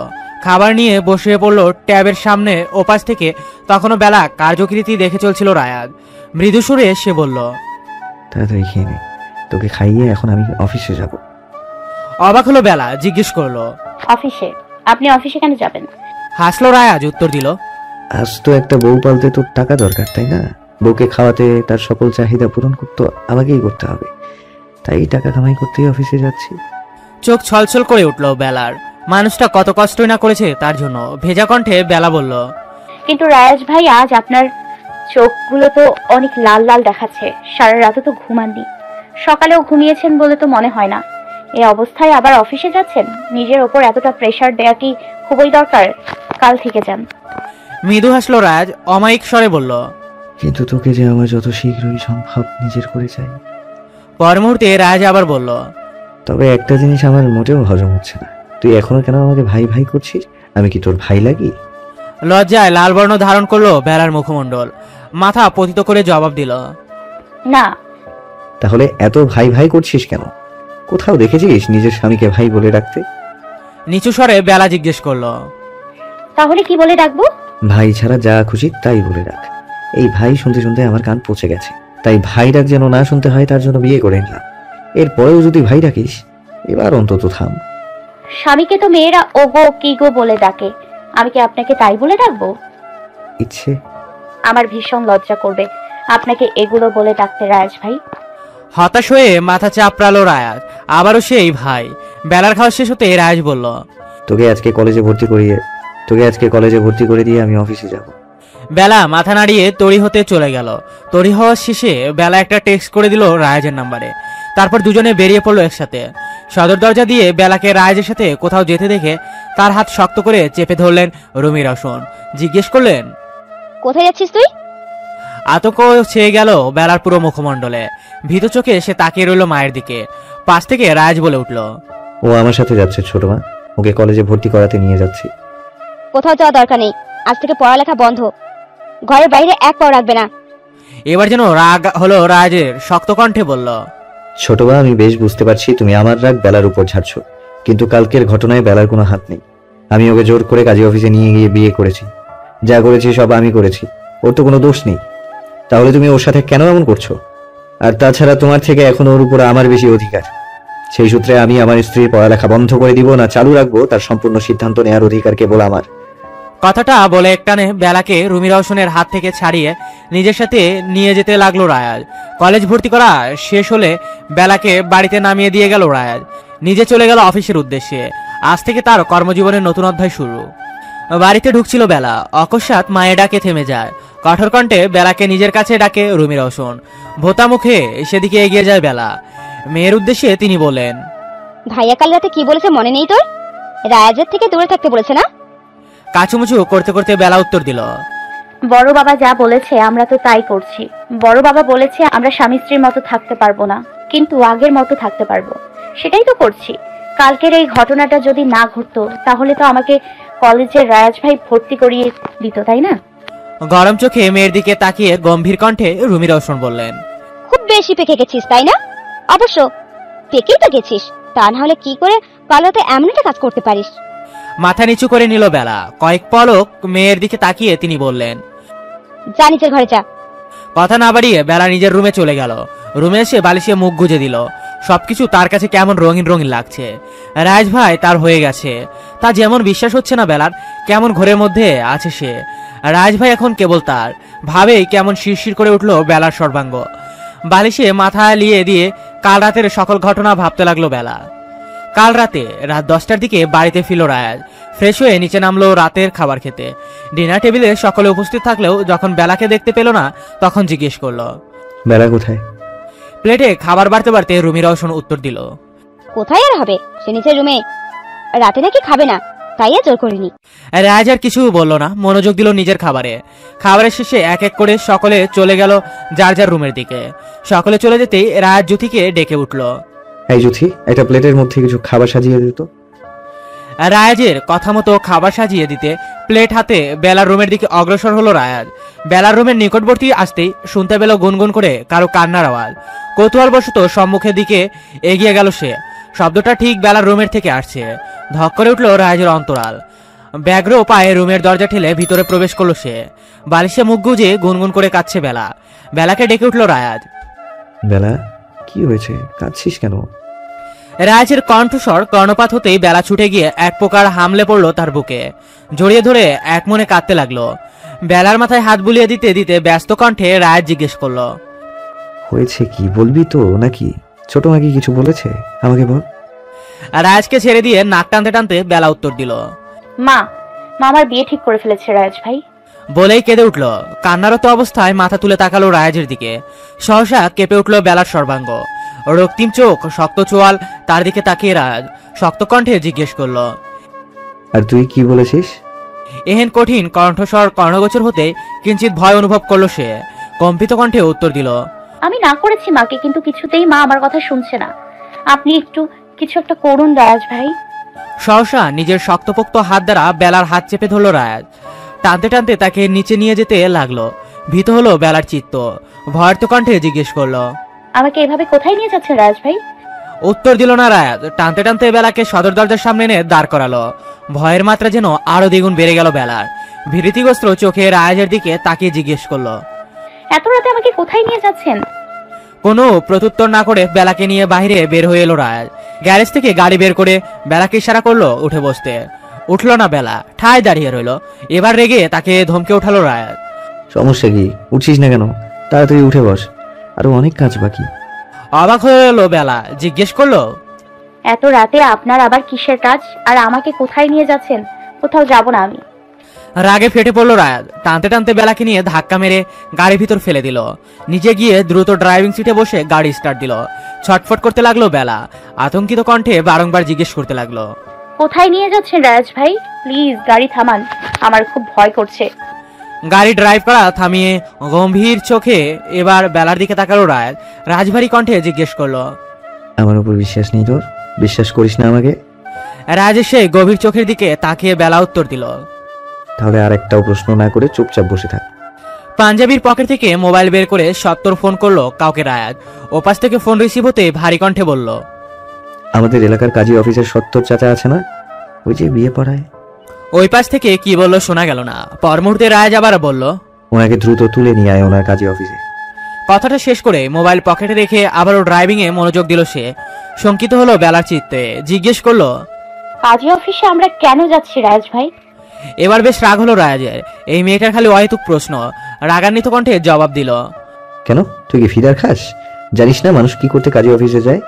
ভয়ে এবার কেঁদে দিল বেলা। ক্রন্দনরত স্বরে বলল, প্লিজ রাজ ভাই না, এমনটা করবেন না, আমি কোথাও যাব না, আমাকে বাড়ি দিয়ে আসুন। বেলার কথাকে তেমন পাত্তা দিল না রায়াজ। নিজ মনে ড্রাইভ করতে লাগলো সে। কাজী অফিসের সামনে গাড়ি থামতে বেলাকে ভিতর থেকে টেনে হিসড়ে বের করে আনলো। রাগী স্বরে বেলার উদ্দেশ্যে বলল, চুপচাপ ভেতরে যাবি, কোনো প্রকার সিন ক্রিয়েট করার চেষ্টা করবি না, তো আমার চেয়ে খারাপ কেউ হবে না। রায়াজের ধমকিতে দমে গেল না বেলা। পূর্বের ন্যায় থম মেরে দাঁড়িয়ে রইল আগের জায়গায়।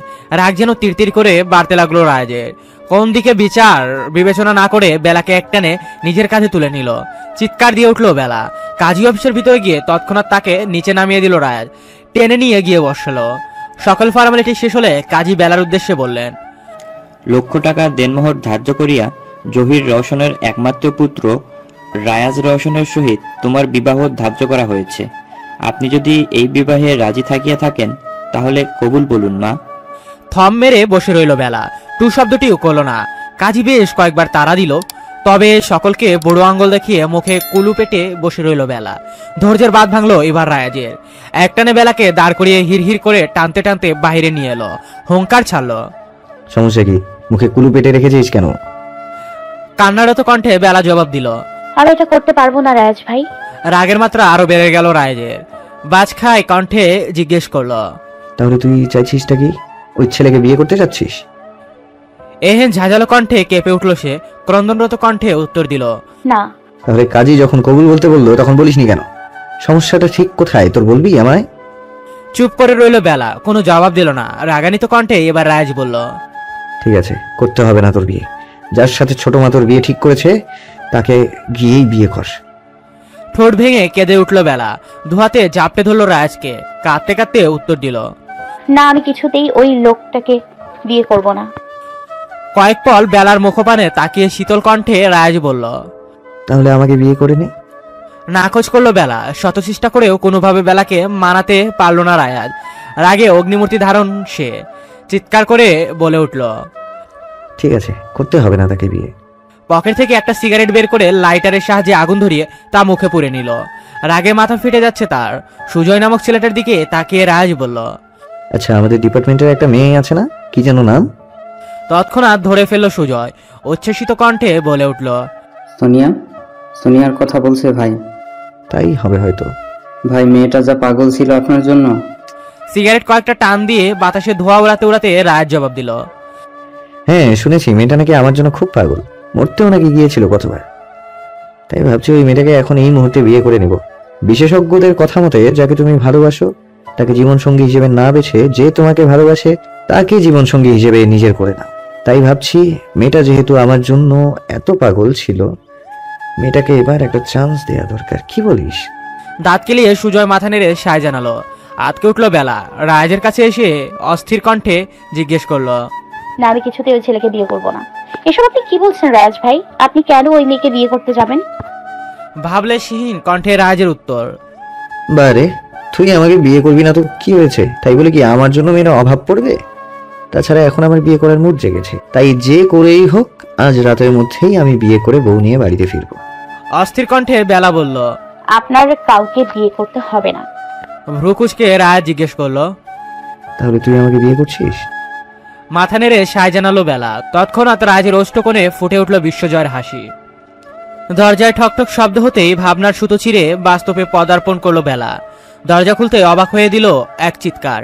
অর্পিতা এসেছে আজ প্রায় 2 মাস পর। বোনকে পেয়ে খুশিতে জাবুডাবু অবস্থা তার। বেলাকে সরিয়ে ভিতরে প্রবেশ করলো অর্পিতা। অর্পিতার পিছু পিছু বেলাও গেল। খাটে আরাম করে বসে অর্পিতা কনুই দিয়ে বেলাকে গুঁতো মেরে বলল, তলে তলে এত কিছু, আমরা বললেই কিছুই না। লজ্জায় পড়ে গেল বেলা, আমতা আমতা করে বলল, কিসের কথা বলছো তুমি অর্পিতা আপু? বেলাকে মৃদু ধাক্কা দিয়ে অর্পিতা বলল, ইস, আর ঢং করতে হবে না, কাল রাতে সব খবরই আমার কাছে পৌঁছেছে, এই জন্যই তো আজকে সকাল সকাল চলে এলাম। লজ্জায় নুয়ে গেল যেন সে। বেলার এখন লজ্জা মাখা মুখ দেখে জোরে হেসে উঠল অর্পিতা। হাসতে হাসতে বলল, হয়েছে, থাক, আর লজ্জা পেতে হবে না, চল নিচে যাই। সাই জানিয়ে অর্পিতার সাথে নিচে চলে এলো বেলা। লিভিং রুমে গিয়ে রাজকে ফোন করলো অর্পিতা। অপর পাশ থেকে ফোন রিসিভ হতেই অতি উৎসাহের সাথে অর্পিতা বলল, কি রে ভাই, তুই যে এত ফাস্ট তা তো জানতাম না। এত বড় কাণ্ড ঘটিয়ে এখন কোথায় লুকিয়ে আছিস? তাড়াতাড়ি বাইরে আয়, তোর থেকে বিশাল আকারে ট্রিট পাও কিন্তু আমি। ওপাশ থেকে গম্ভীর কণ্ঠের আওয়াজে উত্তর দিল, ওয়েট কর, আজকে অফিসের প্রথম দিন, তাই তাড়াতাড়ি আসতে পারবো না, রাতে এসে তোর ট্রিট তুই বুঝে নিস। কথাটুকু বলে ফট করে ফোন কেটে দিল রায়াজ। সারাদিন অপেক্ষা করে ও রায়াজের কোনো দেখা মিলল না। তাই অবশেষে মন খারাপ করে সন্ধ্যার দিকে অর্পিতা শ্বশুরবাড়ি চলে যেতে চাইলে তাকে যেতে দিল না কেউ। সকলের জোড়াজুড়িতে অবশেষে বাধ্য হয়ে থেকে গেল অর্পিতা। দেখতে দেখতে ডিনারের সময় হয়ে গেল, কিন্তু রায়াজের কোনো খবর নেই। এক এক করে সকলে ডিনার করে চলে গেল, কিন্তু রয়ে গেল কেবল বেলা। উদাস মনে তখনও সে লিভিং রুমের সোফায় বসে। রাতের খাবার না খেয়ে মেয়েকে এমন উদাস মনে বসে থাকতে দেখে তির্যক চাহনি নিক্ষেপ করে তীক্ষ্ণ কণ্ঠে রুমি রওশন জিজ্ঞেস করলেন, কি ব্যাপার বেলা? সকলে খেয়ে চলে গেল, তুই এখনো খাচ্ছিস না কেন? উদাস মনের সোফায় বসে করছিসটা কি? তাড়াতাড়ি খেয়ে আমাকে উদ্ধার কর, ঘুমাতে যাব আমি। দুদিকে মাথা নাড়ল বেলা, যার অর্থ সে এখনো খাবে না। সন্দেহজনক চাহনি নিক্ষেপ করলেন এবার রুমি রওশন মেয়ের উপর। মায়ের এমন চাহনি দেখে মৃদু ঢোক গিলল বেলা, আমতা আমতা করে বলে উঠল, না মানে মা, আমি এমনি খাবো না, ইচ্ছে করছে না। আমি এখন বসে বসে টিভি দেখবো। কথাটা বলে টিভি অন করে দিল সে। জহুরি চোখে মেয়েকে কয়েক নজর পর্যবেক্ষণ করতে করতে দীর্ঘশ্বাস ফেললেন তিনি। মেয়ে তার অনেক বড় হয়ে গেছে, তার বুঝতে বাকি নেই তাই আর কথা না বাড়িয়ে নিজের রুমের উদ্দেশ্যে চলে গেলেন তিনি। ইচ্ছা না থাকা সত্ত্বেও টিভির দিকে একাধারে তাকিয়ে আসে বেলা। চোখ টিভিতে আটকে থাকলেও মন তার অন্যদিকে। প্রকৃতপক্ষে সে অপেক্ষা করছে রাজের জন্য। রাজের আসার অপেক্ষায় সে বসে। আর চোখে বেলা একবার তাকালো দেয়াল ঘড়ির দিকে। রাত এখন 11:30। রাজ তো এত রাত করে কখনো বাড়িতে ফেরে না, কিন্তু আজকে তার এত দেরি, কপালে ভাঁজ পড়ল বেলার। প্রথম দিন অফিসে কি এতই চাপ ছিল? চিন্তায় মাথা ফেটে যাচ্ছে তার। অপেক্ষা করতে করতে কখন যে চোখ লেগে গেল টেরই পেল না বেলা। সোফায় মাথা এলিয়ে দিয়ে ঘুমের দেশে তলিয়ে যায় সে। রাত 1টার দিকে বাড়িতে প্রবেশ করে রাজ। নিজের কাছে এক্সট্রা চাবি থাকায় তা ব্যবহার করে ঢুকে পড়ে ভিতরে। কলিং বেল বাজিয়ে কাউকে ডিস্টার্ব করার মুড আপাতত তার নেই। প্রথম দিন হওয়ায় বেশ খাটুনি গেছে আজকে তার উপর দিয়ে। ব্যস্ততা এতই ছিল যে সারাদিন তেমন কিছু খাওয়া হয়নি। ক্ষুধাও লেগেছে বেশ। ক্লান্তিতে হাঁসফাঁস করতে ভিতরে প্রবেশ করতেই চোখ আটকে যায় তার লিভিং রুমের সোফার দিকে। ছোট ছোট কদম ফেলে সেদিকে এগিয়ে যায় সে। বেলার মুখোমুখি এসে মৃদু ঝুঁকে পড়ে তার দিকে। আলতো করে নিজের ওষ্ঠ স্পর্শ করে বেলার ললাটে। ঘুমের ঘুরে মৃদু কেঁপে উঠে সে হাসে রায়াজ। বেলা শুকিয়ে যাওয়া মুখের দিকে তাকিয়ে নিমেষেই মুজে যায়। এখনো নিশ্চয় কিছুই পেটে পড়েনি মেয়েটা, তার জন্য অপেক্ষা করে বসে আসে নিশ্চয়। অতি সন্তর্পণের বেলাকে পাজা কোলে তুলে নেয় সে। নিজের রুমের বিছানায় নিয়ে সুন্দর করে শুয়ে দেয় বেলাকে। নিচে চলে যায় নিজে। দুই হাতে খাবারের দুটো প্লেট এনে রাখে বেড সাইডের ক্যাবিনেটের উপর। মৃদু আওয়াজ করে ডেকে ওঠে বেলাকে। পিটপিট করে চোখ মিলতেই নিজেকে সম্মুখে রাজকে দেখে এক লাফে উঠে বসে বেলা। রাজ ভ্রু কুচকে বেলার দিকে তাকিয়ে থাকে। ইতস্তত বোধ করলে বেলা জিজ্ঞেস করে, রাজ ভাই, আপনি এসে গেছেন? রাগে চোখে বেলার দিকে দৃষ্টি নিক্ষেপ করে রাজ। তার এহেন ভয়ঙ্কর দৃষ্টি দেখে শুকনো ঢোক গিলল বেলা। ভীতু কণ্ঠে জিজ্ঞেস করে, আমি কি আবার কোনো রকম ভুল কিছু করেছি রাজ ভাই? রাগের মাত্রা যেন এবার ছাড়িয়ে যায় রাজের। দাঁতে দাঁত চেপে উত্তর দেয়, স্টুপিড, আমি এখনো তোর ভাই লাগি? এক চড় দিয়ে রাত সব ফেলে দেব। মাথা নিচু করে বেলা যে জবাব দেয়, সরি, আসলে অভ্যাসবশত হয়ে যায় বারবার। কিছু বলে না রায়াজ। মাথা নেড়ে নিজেকে শান্ত করার চেষ্টা করে। মৃদু ধমক দিয়ে বলে, এত রাত হয়েছে, খাসনি কেন এখনো? চকিতে রাজের দিকে তাকায় বেলা। আমতা আমতা করে বলতে লাগে, আসলে থাক, আর মানে করতে হবে না, হ্যাঁ কর। রাজের কথা মতো মুখ হা করতে তার মুখের ভিতর খাবার ঢুকিয়ে দেয় রাজ।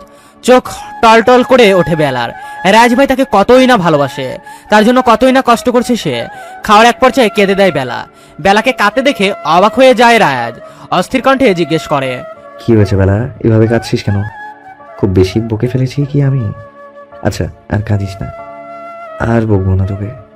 মুখ চেপে কেঁদে ওঠে বেলা। অস্থিরতার মাত্রা ছাড়িয়ে যায় এবার রাজের। আলতো হাতে বেলার গায়ে স্পর্শ করে জিজ্ঞেস করে, কি হয়েছে, এমন করছিস কেন, আমাকে বল। নিজেকে আর সামলাতে না পেরে রাজের বুকে ঝাঁপিয়ে পড়ে কাঁদতে কাঁদতে বলতে লাগে, খুব বেশি কষ্ট করতে হচ্ছে আপনার, তাই না? কেবলমাত্র আমার জন্য হয়েছে সবকিছু। সেই কখন অফিসে গেছেন আর ফিরলেন এই রাতে। সারাদিন নিশ্চয়ই কিছু খাননি, কিন্তু নিজে না খেয়ে সেই আমাকেই খাইয়ে যাচ্ছেন। আমার খুব কষ্ট হচ্ছে রাজ ভাই, আপনার এত কষ্ট আমি আর দেখতে পাচ্ছি না।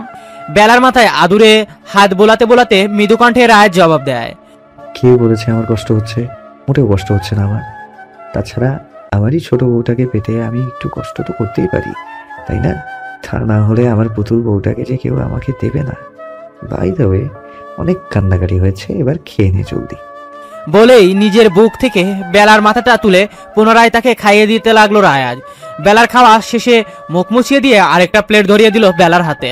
বলল, নে, আমার ডিউটি শেষ, এবার তোর ডিউটি তুই পালন কর। অবাক হলো বেলা, জিজ্ঞেস করলো, মানে? প্লেটে ইশারা করে রায়াজ বলল, খাইয়ে দে আমায়। চোখ ভরে এলো পুনরায় বেলার। মৃদু হেসে রাজকে খাইয়ে দিতে লাগলো সে। খাওয়া শেষে নিজের ওড়না দিয়ে রাজের মুখ মুছিয়ে দিল বেলা। বেশ অবাক হলো রাজ, সুর তুলে বলে উঠল, ইস, তুই দেখি একদম গিন্নি গিন্নি হয়ে গেছিস। যাক, বউটা আমার এতটাও ছোট না। বলে আলতো করে গাল টেনে দিল। খানিক লজ্জা পেল বেলা, লাল বর্ণ ধারণ করলো তার গাল দুটো। সেদিকে তাকিয়ে মৃদু হেসে রাজ বলে উঠল, থাক, আর লজ্জা পেতে হবে না। তোর এই লজ্জারাঙা মুখ দেখে এই মধ্যরাত্রিরে আমি না আবার নিজের কন্ট্রোল হারিয়ে ফেলি, তখন তোরও সমস্যা, আমারও সমস্যা। কথাটা বলেই বেলাকে নিজের অতি সন্নিকটে টেনে নিল রাজ। নিজের বক্ষস্থলে ঠাঁই দিল প্রেয়সীকে, জড়িয়ে ধরে তলিয়ে গেল ঘুমের দেশে। সকলে ঘুম থেকে উঠে নিজেকে নিজের রুমে আবিষ্কার করে বেলা অবাক হয় বই কি, পর মুহূর্তে বুঝে নেয় এটা রাজের কাজ। মুচকি এসে উঠে যায় ফ্রেশ হতে। নাস্তা খেয়ে দুজন বেরিয়ে পড়ে। বেলাকে কলেজ নামিয়ে দিয়ে রাজ চলে যায় অফিসে। মেয়ের সকল কার্যকলাপ আর চোখে লক্ষ্য করেন রুমি রওশন। আড়ালে তপ্ত শ্বাস ছাড়লেন তিনি। রাজকে তার পছন্দ না, তেমন কিছু না, তবে কোথাও একটা কিন্তু রয়ে যায়। রাজ যে তার মেয়েকে পাগলের মতো ভালোবাসে, সে কথা তার অজানা নয়। তিনি নিজেও চায় রাজ নিজেকে প্রমাণ করুক সে বেলার জন্য যোগ্য পাত্র। কিন্তু রাজ পারবে তো? চিন্তিত মুখে তিনি নিজের রুমের দিকে অগ্রসর হন। কলেজ শেষে বেলাকে আনতে তার কলেজে যায় রাজ। ক্লান্ত মুখের স্নিগ্ধ হাসি দেখে বুক ভারী হয় বেলার। এত খাটুনির পরও মানুষটার কিরকম ওষ্ঠকোণে অমায়িক হাসি ঝুলিয়ে রেখেছে। রাজের নিকটবর্তী এসে নিজের ওড়না দিয়ে তার ললাট বেয়ে পড়া শ্বেত জলটুকু মুছে দেয়। মৃদু হাসে রাজ। বেলার কোমরের দুপাশে নিজের শক্তপোক্ত হাত চেপে ধরে নিজের কাছে টানে থাকে। নিজের ওষ্ঠের সাহায্যে বেলার মুখের উপর ফু দেয়। মৃদু কেঁপে উঠল বেলা। ওষ্ঠকোণে চিহ্ন হাসি ফুটিয়ে বলে, চল। বাড়িতে পৌঁছে বেলাকে নামিয়ে পুনরায় অফিসে যাওয়ার জন্য উদ্যত হতে রাজের হাত টেনে ধরে বেলা। প্রশ্নবিদ্ধ চোখে সেদিকে তাকায় রাজ। বেলা বলে, এখন থেকে আমি বাড়ির গাড়ি দিয়েই কলেজ থেকে ফিরবো, আপনাকে আর কষ্ট করে আমাকে আনতে হবে না। কপালে শুকনো ভাঁজ পড়ে রাজের। জিজ্ঞেস করে, আমি গেলে সমস্যা কোথায় তোর? মাথা নিচু করে বেলা জবাব দেয়, আপনি না বললেও আমি বুঝতে পারি রাজ ভাই, আপনার বেশ কষ্ট হয়। সারাদিন অফিসে তো খাটুনি, তার উপর আমাকে নিয়ে আসা যাওয়া করা আপনার জন্য অনেক বেশি কষ্টকর হয়ে যায়। শুধু শুধু দরকার কি এত কষ্ট করার? ড্রাইভার আছে না, উনি আমাকে নিয়ে আসবেন। মৃদু হেসে রাজ আলতো করে বেলার গাল স্পর্শ করে জবাব দেয়, তোর কি মনে হয় যেখানে আমি তোকে পাওয়ার জন্য এত কষ্ট করেছি, সেখানে এত সহজে তোকে আমি একা একা ছেড়ে দেব? কখনোই না। অনেক কথা হয়েছে, এবার তাড়াতাড়ি বাড়িতে যা, গিয়ে ঝটপট দুপুরের খাবার সেরে নে। আমি একটু পর ফোন করব। ফোন করার সাথে সাথেই যেন শুনি তুই খেয়েছিস, হয়তো তোর একদিন কি আমার একদিন। কথাটুকু শেষ করে বেলা ললাটে নিজের অস্থির সিক্ত স্পর্শ এঁকে দেয় রাজ। আবেশে চোখ বুঝে নেয় বেলা। বেলার মাথায় হাত বুলিয়ে দিয়ে অফিসের উদ্দেশ্যে রওনা হয় রাজ। তার যাওয়ার পানে একদৃষ্টে তাকিয়ে থাকে বেলা। কান্না আসে তার। নবাবের মতো পায়ের উপর পা তুলে বসে খাওয়া ছেলেটাও এখন সারাদিন ব্যস্ত থাকে কাজ নিয়ে। কতই না অদ্ভুত এই পৃথিবী, কি থেকে কি হয়ে যায় কেউ তা ধারণা করতে পারে না।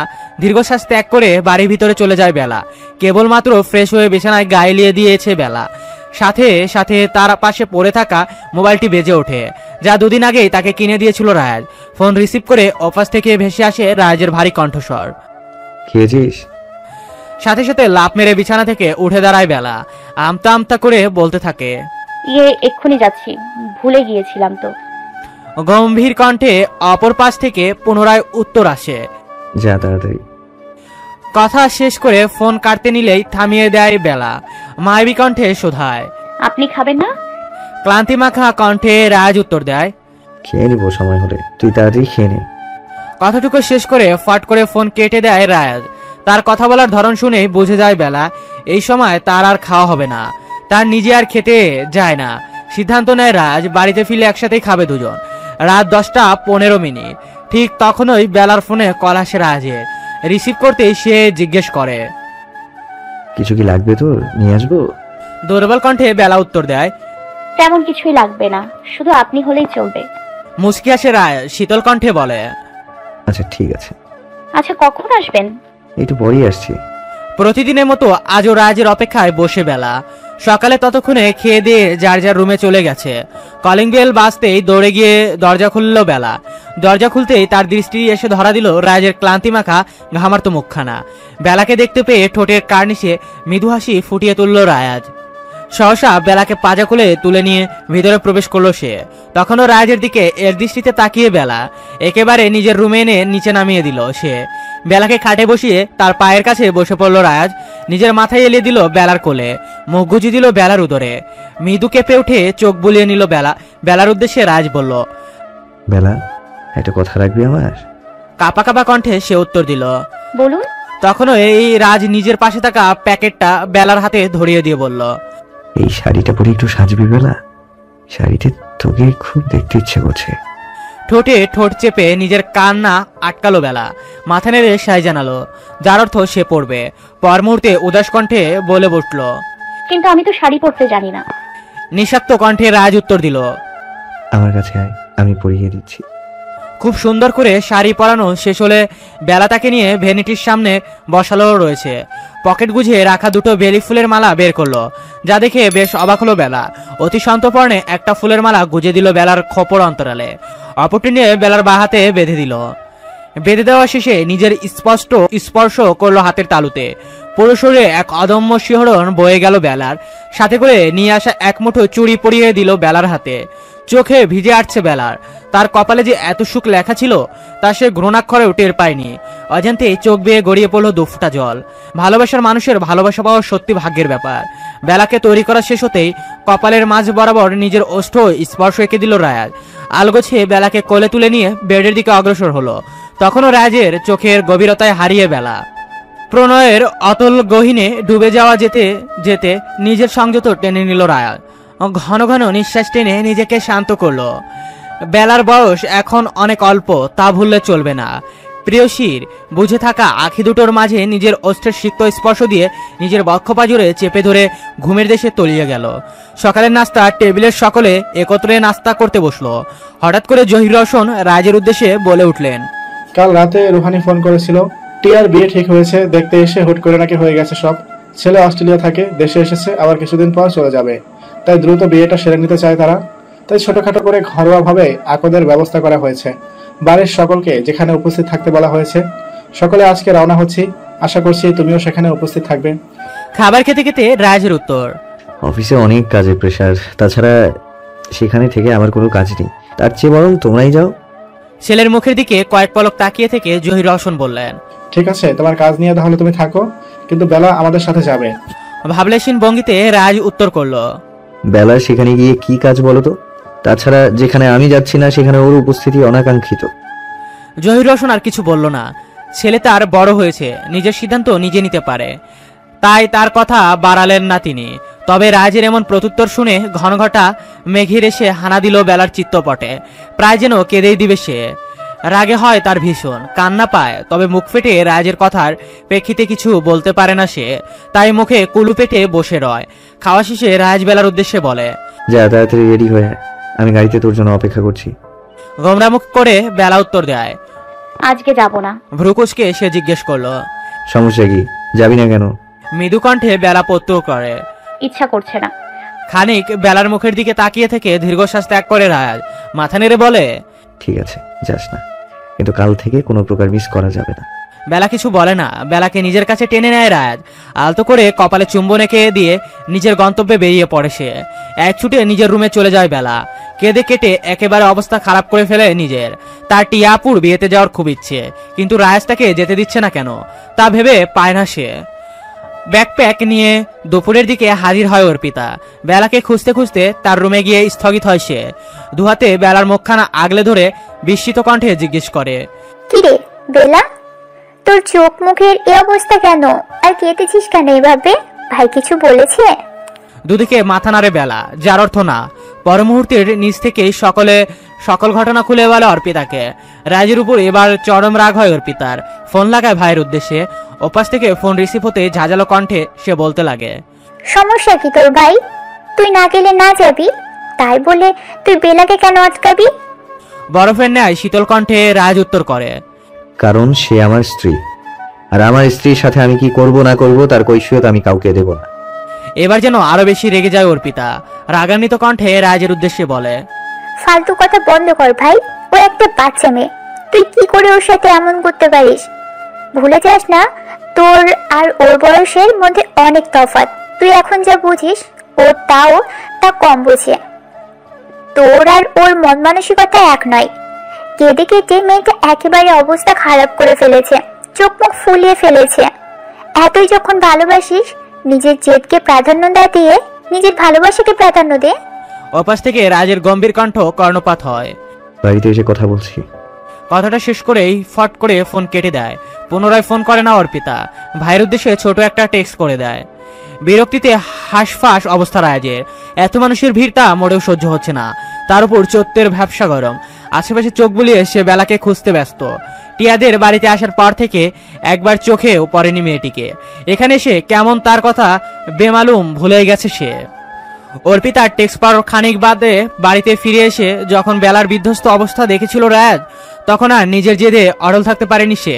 বাধ্য হয়ে আসতে হয়েছে এখানে তাকে। লম্বা করে শ্বাস ত্যাগ করে সে হাঁটতে হাঁটতে ছাদের দিকে চলে যায়। গিয়ে তার চোখ পড়ে কয়েক দল মেয়ের মাঝে বসে আছে বেলা। সকলে হাসি ঠাট্টায় মেতে। কিছুক্ষণ বাদেই টিয়ার গায়ে হলুদ। ঘরোয়াভাবে সবকিছু করা হয়েছে। বেলার দিকে এগিয়ে যাবে সে, তার পূর্বেই মেয়েগুলো বেলাকে টেনে কোথাও একটা নিয়ে যায়। এবার বেশ রাগ হয় রাজের। অপেক্ষার পর শেষ হচ্ছে না তার যেন। অবশেষে ঠিক সন্ধ্যার দিকে নিজের প্রিয়তাকে দেখে নিজের তৃষ্ণার্ত আখির তৃষ্ণা মেটায় সে। লাল টুকটুকে একটা জামদানি পড়ে আছে বেলা। সাহায্য বলতে কেবল কানে এক জোড়া দুল। তার পাশে খিলখিল করে হেসে চলেছে কয়েক দল মেয়ে। শুরু হয় হলুদ দেওয়ার পালা। এক এক করে সকলে হলুদ লাগায় টিয়াকে। মেয়েগুলো তখনই বেলাকে ছেড়ে কিছু দূর এগোতেই সুযোগ বুঝে ফট করে বেলাকে হির হির টানতে টানতে রুমের ভিতরে নিয়ে আসে রায়াজ। চেপে ধরে তাকে দেয়ালের সাথে চিবিয়ে চিবিয়ে বলতে থাকে, সারাদিন কোথায় ছিলি? হ্যাঁ, এখানে এসে বেশ ডানা গজিয়েছে তোর, তাই না? আমার কথা তো বেমালুম ভুলেই গেছিস। কম্পনরত ওষ্ঠ নেড়ে বেলা জবাব দেয়, আসলে তেমন কিছুই না, ওই আপুগুলোই আমাকে আসতে দিচ্ছে না, সত্যি বলছি। কিছুটা রাগ দমে এলো বুঝি এবার রাজে। আলতো করে নিজের বুকের মাঝে চেপে ধরে বেলাকে ভালোবাসার আবেশে মুড়িয়ে নেয় দুজন দুজনকে। আকস্মাত দরজায় করাঘাত পড়তেই রাজকে বেশ খানিক দূরে দাঁড় করালো। বিরক্তিকর মুখ নিয়ে দরজার দিকে এগিয়ে যায় রাজ। দরজা খুলতেই হুড়হুড় করে ভিতরে প্রবেশ করে সেই মেয়েগুলো। খিলখিল হাসতে হাসতে রাজের উদ্দেশ্যে বলে, কি রাজ ভাই, এতটুকুতেই তর্স হইল না? যে সুযোগ পেলে অমনি বউকে নিয়ে চলে এলে ঘরের ভেতরে। তবে তোমার মনস্কামনাকে এক বালতি পানি ঢেলে এখন আমরা বেলাকে নিয়ে যাচ্ছি, যা করার পরে করো। আবারও পড়লো হাসির রোল। অস্বস্তিতে পড়ে গেল বেলা। মেয়েগুলোর দিকে চোখ পাকিয়ে তাকিয়ে ধমকে উঠল রায়াজ। চুপচাপ এখান থেকে বের হয় এখন। ভেংচি কেটে একটি মেয়ে বলে উঠল, বের তো হব, কিন্তু তোমার বউকে নিয়ে। বলে বেলাকে টানতে টানতে নিজেদের সাথে নিয়ে গেল মেয়েগুলো। সেদিকে তাকিয়ে কপালে ভাঁজ ফেলল রায়াজ। আজকে তার বউ আর তার নেই, তা বেশ টের পাচ্ছে সে। ছাদের এক পাশে চলছে হলুদের অনুষ্ঠান, তারই অপর পাশে চিলেকোঠায় ঘরটিতে বেলাকে নিয়ে এলো মেয়েগুলো। এক প্রকার চেপে ধরলো তাকে। একটা মেয়ে জিজ্ঞেস করলো, কি রে বেলা, সত্যি সত্যি তোর রাজ ভাইয়ের সাথে বিয়ে হয়েছে? অবাক চোখে তাকিয়ে বেলা মৃদু মাথা নাড়লো। আরেকজন বলল, কিন্তু এটা কি করে সম্ভব? তোরা রাজ ভাইয়ের মধ্যে তো বয়সের অনেক তফাৎ, তাহলে কি করে কি? চুপ করে রইল বেলা, কিছু বলল না। আগের মেয়েটি এবার গোমরা মুখ করে বলল, কত স্বপ্ন ছিল আমার জানিস, আমি রায়ার ভাইয়ার বউ হব, তার সাথে সুখের সংসার করব। কত পছন্দ করতাম তাকে আমি, মাঝখান থেকে তুই এসে ট্রফিটা মেরে দিলি। অস্বস্তিতে পড়ে গেল বেলা। কি বলবে এখন সে? পাশের মেয়েটি অপর মেয়েটিকে খোঁচা মেরে বলল, চুপ কর তো তুই, তোর এই ছ্যাঁকার গল্প আর শুনতে ইচ্ছে করে না। আচ্ছা বেলা, তোদের মধ্যে সব ঠিকঠাক তো? আই মিন হয়েছে তো? বলে বেলাকে কনুই দিয়ে গুঁতো মারলো। ভ্রুকুচকে নিল বেলা। জিজ্ঞেস করলো, কি হবে? কিসের কথা বলছো? বিরক্তিকর মুখভঙ্গি বানিয়ে মেয়েটি বলল, কিসের কথা বলছি জানিস না বুঝি? বেলা দুদিকে মাথা নাড়ালো। মেয়েটি কপাল চাপড়ে বলল, বাসর হয়নি তোদের? নে এটা খা। গোল গোল চোখ করে বেলা জিজ্ঞেস করলো, এটা আবার কি? এটা একটা জুস, খা খা। দ্বিধাদ্বন্দ্বে ভুগতে ভুগতে বেলা হাত তুলে নিল গ্লাসটা। কেবল সে না, সকলের হয়ে একটা করে গ্লাস। হয়তো সকলে এই জুসটা খাবে, তাই সে আর কোনো কিছু চিন্তা ভাবনা না করে শেষ করলো পুরো গ্লাস। তৎক্ষণাৎ ইচ্ছে মাথা ঘুরে উঠল বেলার। মেয়েগুলোর উদ্দেশ্যে অকপট কণ্ঠে বলে, আমার কেমন মাথা ঘোরাচ্ছে। ফিসফিস করে একটা মেয়ে বলল, যাক, কাজ শুরু হয়ে গেছে। পর মুহূর্তে বেলাকে উদ্দেশ্য করে বলল, বেলা তুই বরং নিজের ঘরটাই চলে যা, তোর তো শরীর খারাপ করছে বললি, তুই গিয়ে কিছুক্ষণ বিশ্রাম কর। মাথা নেড়ে বেলা ঢুলতে ঢুলতে চলে গেল রুমের উদ্দেশ্যে। রুমে প্রবেশ করে ঝাপসা চোখে আশেপাশে রাজকে খুঁজতে লাগলো। রুমের কোথাও হদিশ মিলল না তার। কেমন হাঁসফাঁস লাগছে বেলার। তার মাথা না ঘামিয়ে ধরাম করে বিছানায় গায়ে লিয়ে দিল। বিয়েবাড়ির উপস্থিত কাজিনদের সাথে এতক্ষণ আড্ডায় মেতেছিল রায়াজ। অবশ্য তাকে এক প্রকার জোর করে নিয়ে যাওয়া হয়েছে সেখানে, কিন্তু তার মন টিকছিল না। তার মন তো অন্যদিকে। চোখ তার সারাক্ষণ বেলাকেই খুঁজে চলছিল। যেই বেলাকে রুমের দিকে অগ্রসর হতে দেখলো, হাঁসফাঁস করতে করতে সে কোনো রকম বেরিয়ে এলো সেখান থেকে। রুমে প্রবেশ করতেই তার চোখ চরক গাছ। দ্রুত গিয়ে রুমের দরজা বন্ধ করে ফ্লোর থেকে বেলার পরিহিত শাড়িটি হাতে তুলে বেলার কাছেই এগিয়ে গেল সে। মৃদু কণ্ঠে জিজ্ঞেস করলো, বেলা, এই বেলা, কি হয়েছে তোর? এভাবে শাড়ি খুলে শুয়ে আছিস কেন? ঝাপসা চোখে রাজের দিকে তাকিয়ে বেলা উত্তর দিল, আমার খুব গরম লাগছে তাই। গরম তো তার নিজেরও লাগছে, তাই বলে এত গরমও না যে এসি থাকা সত্ত্বেও এত শোচনীয় অবস্থা হবে। অকস্মাৎ বেলা জোরে হেসে উঠল, ঢুলতে ঢুলতে উঠে বসলো। যাই নয় তাই বকে যেতে লাগলো মুখ দিয়ে। খটকা লাগলো রাজের। উল্টোপাল্টা আবার কিছু খায়নি তো? বিয়ে বাড়ি বলে কথা, খাওয়াটা অনাকাঙ্ক্ষিত নয়। বেলাকে নিজের কাছে টেনে নিল রায়াজ। ফলস্বরূপ কথা বলার দারুণ বেলার মুখ থেকে ভেসে এলো এক তিক্ত ঝাঁঝালো গন্ধ। যা বুঝার বুঝে নিল সে। দ্রুত তাকে নিয়ে ওয়াশরুমে ঢুকলো সে। ফ্রেশ করিয়ে এনে বসিয়ে নিজে চলে গেল বাহিরের দিকে। এক গ্লাস লেবু জলের আশায় কাঙ্ক্ষিত জিনিসটি হাতে পেয়ে দ্রুত রুমে প্রবেশ করলো সে। বেলার দিকে দৃষ্টি ফেলতে কদম থমকে গেল তার। নিঃশ্বাস হতে লাগলো ভারী। মৃদু মৃদু কদম ফেলে এগিয়ে গেল সে সমীপে।